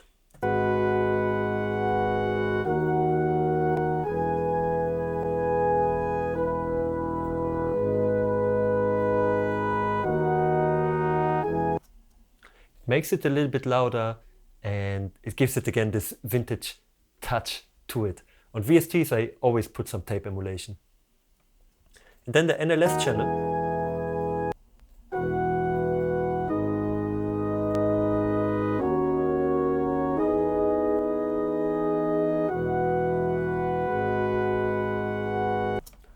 So I guess in solo it's taking some of the low end, some of the stuff that we added, but in the mix it's working.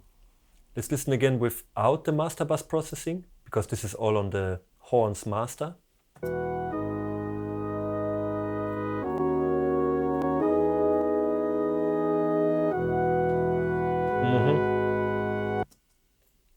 And now adding it to the horn chamber. Let's see what this is.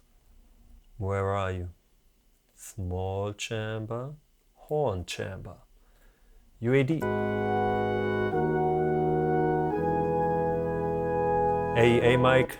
And you can always hear on the decay what kind of reverb I'm using.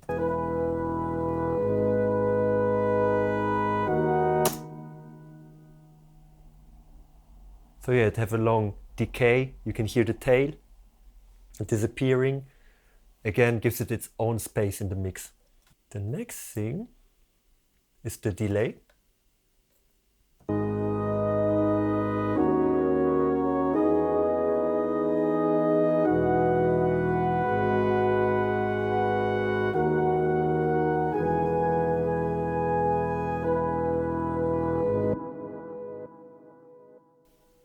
So it's joining all the other elements on their space journey. What we got here? Crash all. It have to be in the crash all.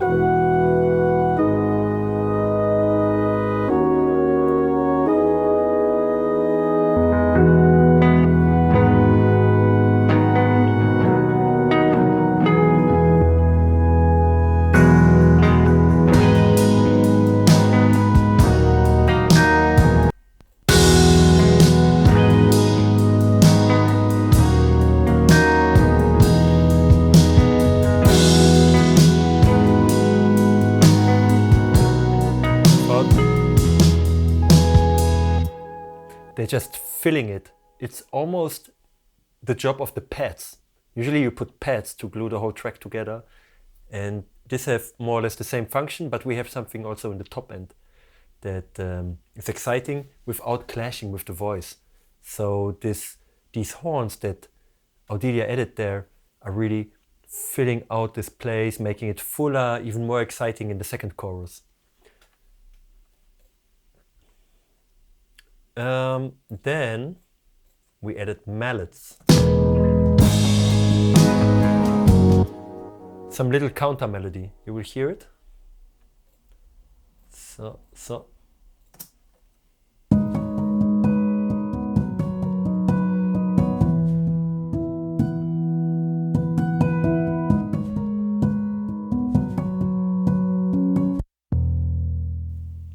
So beautiful.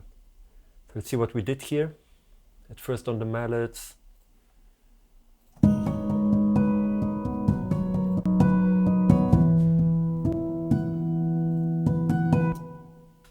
Because we wanted them more in the background, so I put the raw machine again on it. To give it its own space, make it a little bit more dreamy. We wanted to put the mallets, but so that the listener have to check, like, what is it really? Is there something? Or maybe you can hear it when you hear the song for the 10th time, like, oh, there is something else. You know, a little bit hidden element. And yeah, this counter melody is just gorgeous. It has such an emotional charge to it. Already the horns are kicking in. And then in the second part of the bridge, the next emotional thing happens.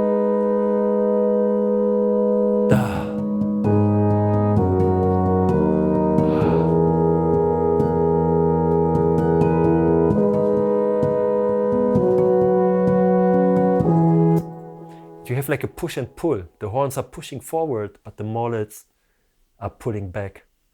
It's gorgeous.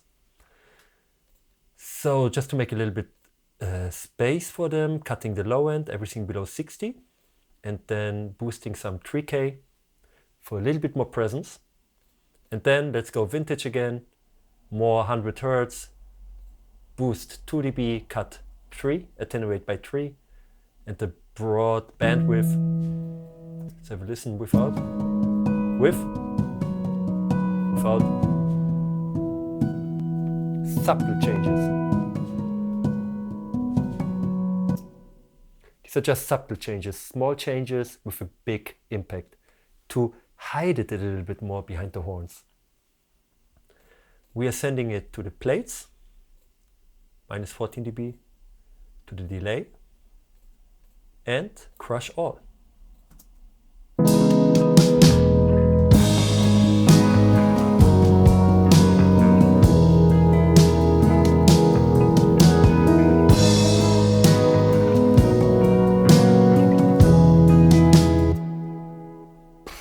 How the guitars, how all these elements play with each other, play together, sharing the same delay.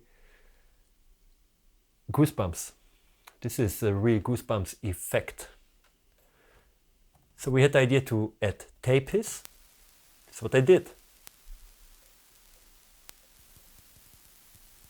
And then I added even more tape hiss on the tape hiss with the Abbey Road vinyl. Then I had the Phase Mistress because I just don't want to put only tape hiss there and put a little bit of a phasing effect.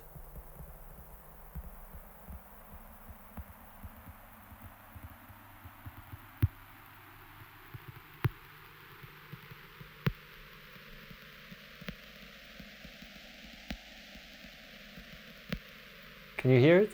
I make it louder. Now it sounds like a storm.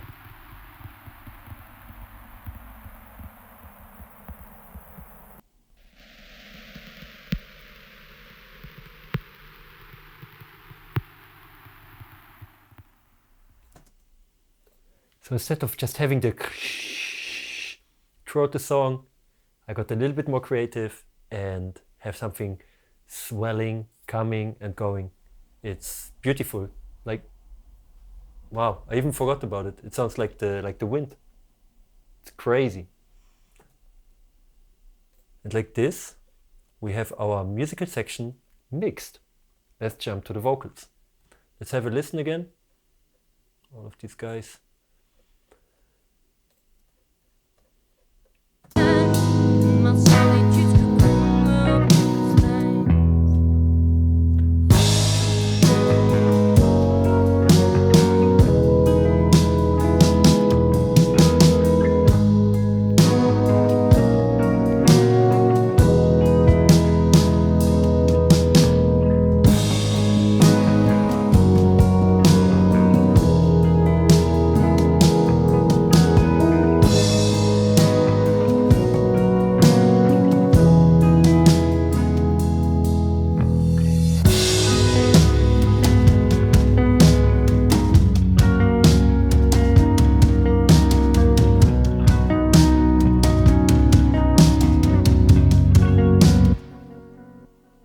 Sounds beautiful.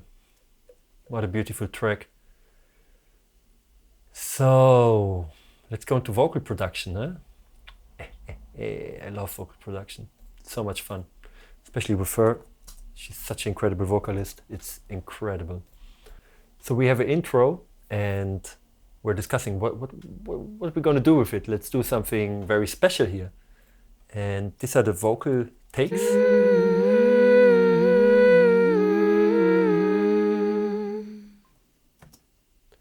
So we were building a chord with her humming. But I wanted to do it a little bit nicer. So I'm having now like a tube compressor. Oh, sorry. Even this plugin. Something happened with the project. It's just a heavy compression. You know, usually when I compress, you have this, I can probably rebuild it. Universal Audio LA2A. Tube. Usually I'm without this. Usually these are the settings that I have. And I'm compressing up to minus 5 dB. Plug in, but here, yeah. So I wanted some interesting effect at the beginning and used this Lexicon 224 digital reverb. Smooth vocal hall, so I just used a preset and adjusted it a little bit to the needs. to the creative needs.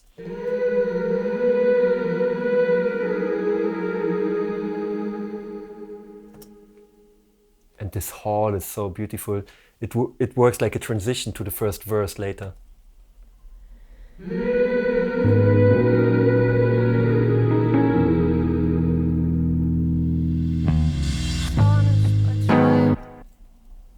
Yeah, that's the intro vocals. 3 harmonies, humming, sounds beautiful. I wanted a little bit more movement there, so I put the pan man.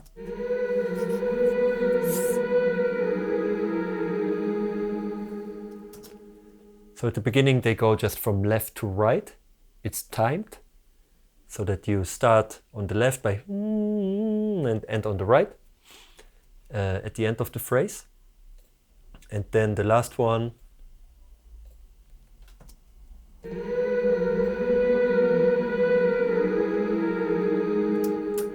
at the end I didn't use it even. At the end I didn't even use it. If you put on,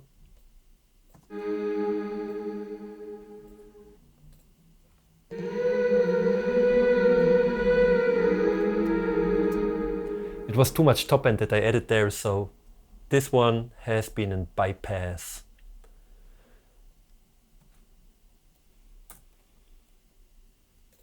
All right, we got the intro covered. Vox final, this is the final comp.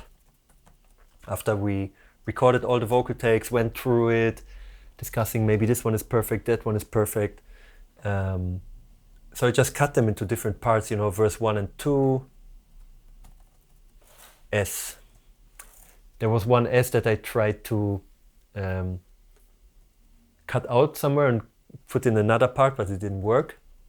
So then we have the vocals pre-chorus, vocals chorus, interlude, and vocals pre-chorus and chorus end. Because the this chorus is a little bit different from this one. So I packed them into a folder. When I'm processing vocals, I always process with Melodyne separately. So when I have the parts separately, I don't lose the overview, you know, when it's moving left and right. I know, okay, this is now the first verse. Later I don't have to search. If they would be in one lane, I don't have to search like where am I or so on. I know there is ARA support, but I had the Mac Mini M1, and on the M1 chip you don't have ARA support. This means the cursor is not moving with Melodyne here. So this was my solution to not lose sight by just chopping them into different parts. And for the vocals, the first thing I do, let's have a listen. Tarnished by trial, heart filled with courage, standing through the wreckage and the damage. Slight compression with optical compressor, so it doesn't work too heavy on her voice. And yeah, boost up the gain, make it louder, make the vocals louder. I usually record by -16 and then push them up. So we have this compressor, then RVox, please don't kill me. The damage. No, she's not a fan of the RVox, but it worked here. Tarnished by trial, heart filled with courage, standing through the wreckage and the damage. Life's been a fight. And this was also before we used the Lewitt PureTube, because for the record session when I was there, we got the PureTube, and it worked even better on her voice. It was perfect. Maybe I make another mixing tutorial for another song, because there it was just 2-3 compressors, vocals are done. Here it needed a little bit more processing. We had the ribbon mic from AEA. A fight, a battle that's relentless, been knocked to my knees, yeah, but ain't defend. But this is again to sicken it up. What I'm missing here a little bit is the low end, but we're gonna work on it. The next one was the vocal strip 2 by SSL. Torn fabrics of dreams, patch. And I used it only for the de-esser and the de-ploser section, because they work fantastically, very reliable. And then a little trick that I learned, just to sicken up the voice a little bit. Tarnished by trial, heart filled with courage, stand. Damn, this will be my custom move. Nobody's doing this, nobody knows about it. This drive section here is insane on vocals. You go on soft, drive on the round 4. Standing tall through the wreckage and the damage. Life's been a fight, a battle that's Bring it in. relentless. Been knocked to my knees, yeah. But It's just a perfect crunch, and the breathiness is coming out there. A little bit more of the room is coming out there. It's, for me, it's the perfect saturation module for vocals. Not too aggressive, not too soft. It's crazy. Lil Tube Soft was for free on Black Friday. And then I used the Vox box. tarnished by trial, heart filled with courage, standing tall through the wreckage and the damage. Life's been a fight, a battle that's relentless. Been knocked to my knees, yeah. Just for more presence in the mix between all the instruments. We have to find her space in the mix so she can shine through. And yeah, I'm just pushing it again a little bit with the compressor, But ain't defenseless, torn fabrics of dreams. but not more than 1 dB. But it's getting louder, getting a little bit rounder down there, and at the end, Fabrics of dreams, music? patched up with resilience. Okay, when all my troubles with no, this wasn't in. It sounded too artificial. It wasn't perfect. I thought I cleaned the session, but this one was hidden here. So where do I send them? At first to the capital chambers. tarnished by trial, heart filled with courage, standing tall through the wreckage and the damage. Life's been a fight, a battle that's relentless. J37, just to thicken the vocals up a little bit. And then there's a tree I'm having in all my productions. Just checking the battery. The real ADT, microshift and microshift left and microshift right. I will show you what I mean here. Zip, zip, zip. This is a vocal doubler. Relentless, been knocked to my knees, yeah. But ain't defense. Based on John Lennon's wish and invention that they used on the Beatles. It's just like a doubler, a little bit working like a flanger, doubling the vocals, but not to 100%. So it gives like a vocal doubling thickening effect. Just sending a little bit there. And then here on the left and on the right, I'm having the microshift. Defenseless, torn fabrics of So the microshift is detuning it. It have like 3 different modules, 1, 2, and 3. So it detunes it a little bit. And then I can put the delay between tight and loose. So the first one is almost in the middle and very loose. And the right side, it's just the same. I can actually put it a little bit like this. I must say this was my first mix in Logic. So there are some things that I probably missed compared to the other mixes when I'm working in Reaper, or just a different workflow. So let's have a listen without them. bricks of dreams, patched up with resilience. Okay, when all my troubles with the certain brilliance. Each God tells a tale, a testament to survival. I've danced when my demons play. Misery's been a lawyer made. Hawk my pillow, almost seeing my fate. Insane, that's everything. There is not even parallel compression or something. Do I have to double check? Usually I have parallel compression, but here the voice just cut through. It's insane.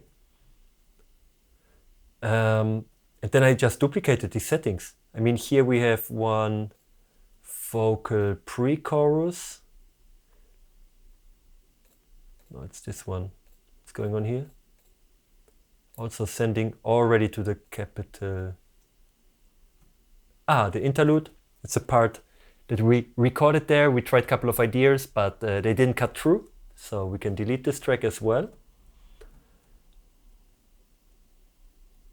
And then I just duplicated the same vocal chain. Because here we had the Vox final, then Vox interlude and outro. I wanted them separate. Yeah.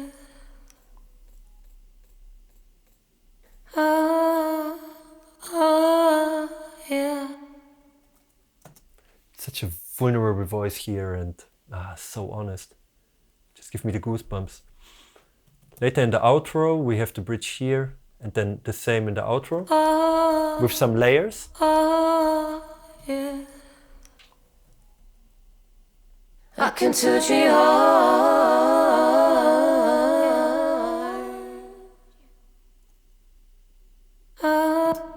And I love this little yeah at the end. Yeah, it's magic, absolute magic vocals here. Exactly the same processing. Also melodyne. Here we have one special case. What is he doing? Ah yeah. So here I'm putting a little bit of waves. No, I tried the waves tune, but it didn't work because of this ARA problem. Like this plugin is a little bit outdated now, so I bought Melodyne and learned how to use it. And there, big shout out to John McLucas, who really took his time to show me Melodyne for 3 hours. We had a nice talk, remote connection, and this brother really helped me to check out Melodyne and understand how it works. Plus we had a couple good laughs, and it's always good to hang out with you, man. So thank you, big shout out to John McLucas for taking this time. I don't take this stuff for granted. Thank you so much, man. I put a little effect on the last outro layer. I can touch your heart.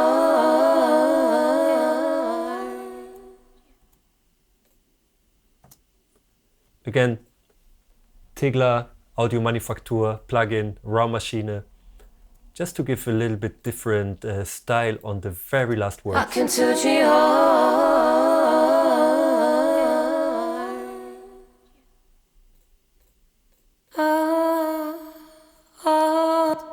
And then we have something called Kintsugi FX.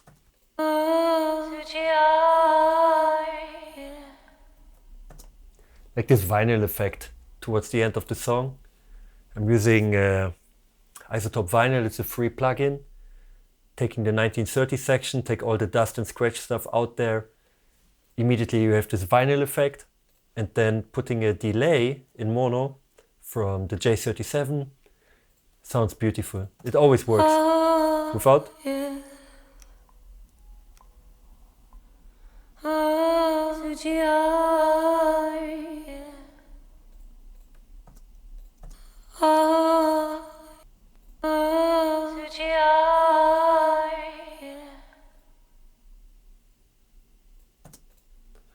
All right.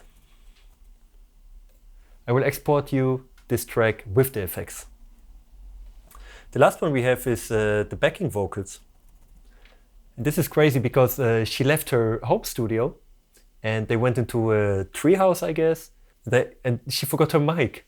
And we were so close to finish the single. So she went out and bought the Lewitt 440. It was in Austria. She got it cheaper and said, hey, can I really record it here? And I thought, yeah, the treehouse is perfect. So she sent me a couple of backing vocal takes that I heavily cut together, as you can see here. And this is how it ended. Moon bright in the night. One moment.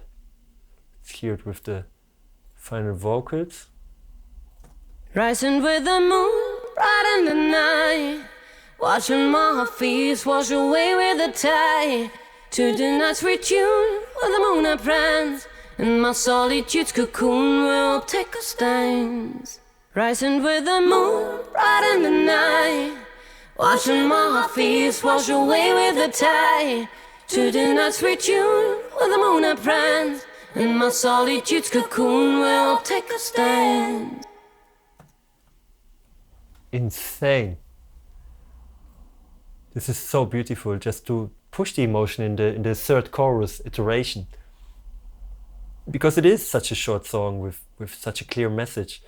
So musically you have to make a bigger impact.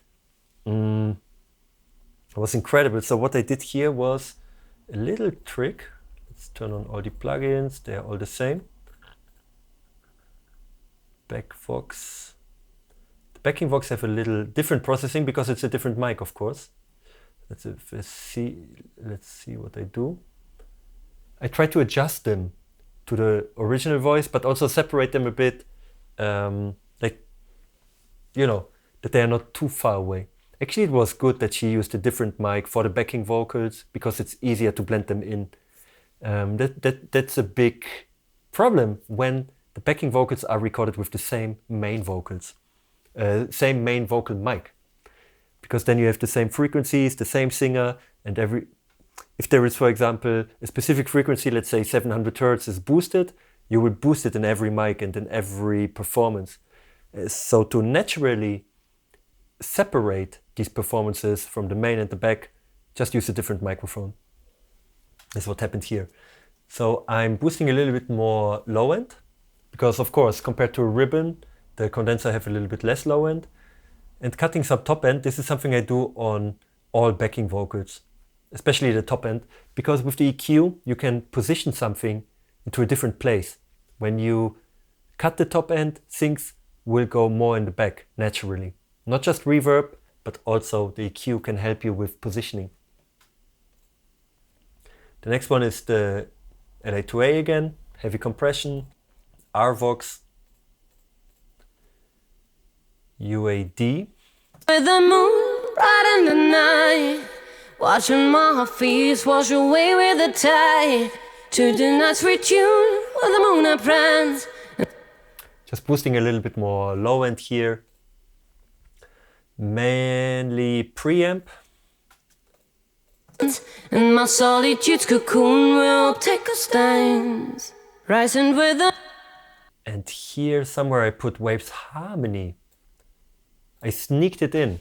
And Waves Harmony is creating additional harmonies to a main voice. So this gives the synthesizer effect a little bit, the one that I used here. Yeah, let's check it out. Here at the end. Let's retune with the moon I prance. And my solitude's cocoon will take a stand. It's very slight below there. Probably you will not hear it in the final mix, but it's there and it makes me happy. I love to get creative during mixing, so. And it seems that this has been all. These were the final touches. These were the last files that I received from her. Yeah, editing. Editing skills are super important. Before you learn mixing, learn editing, because like this, you have more control if your mix sound clean, if it sound fresh and punchy, if everything is on time, or if you on purpose don't want it on time, like in the guitars or in different parts here, or on different parts here in this track. So what I do at the end is usually adding the God's particle for the final touches. Right in the night, watching my face wash away with the tide. To the night's retune with the moon I prance. And my solitude's cocoon will take a stand.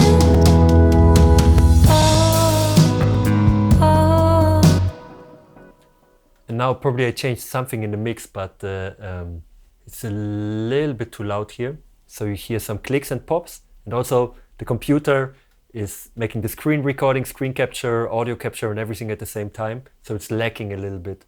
But in general, this is the mix for Kintsugi Heart, and I'm very excited to hear what you can do with it. Please, if you do a mix, please write down, it's from Audilia, Kintsugi Heart, original production, Hit the Road Music Studio, and put the link to the Spotify.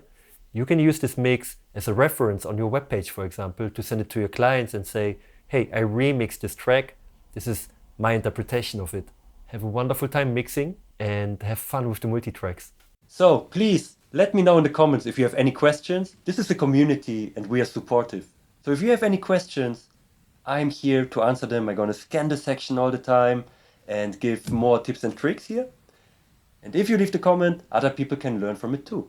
Please don't forget to hit the like button and please subscribe to the Produce Like a Pro YouTube channel. If you want to learn more about our musical journey around the world, please check out the Hit the Road Music Studio channel and all the social media links down there, mainly Instagram and Facebook. Stay tuned for more.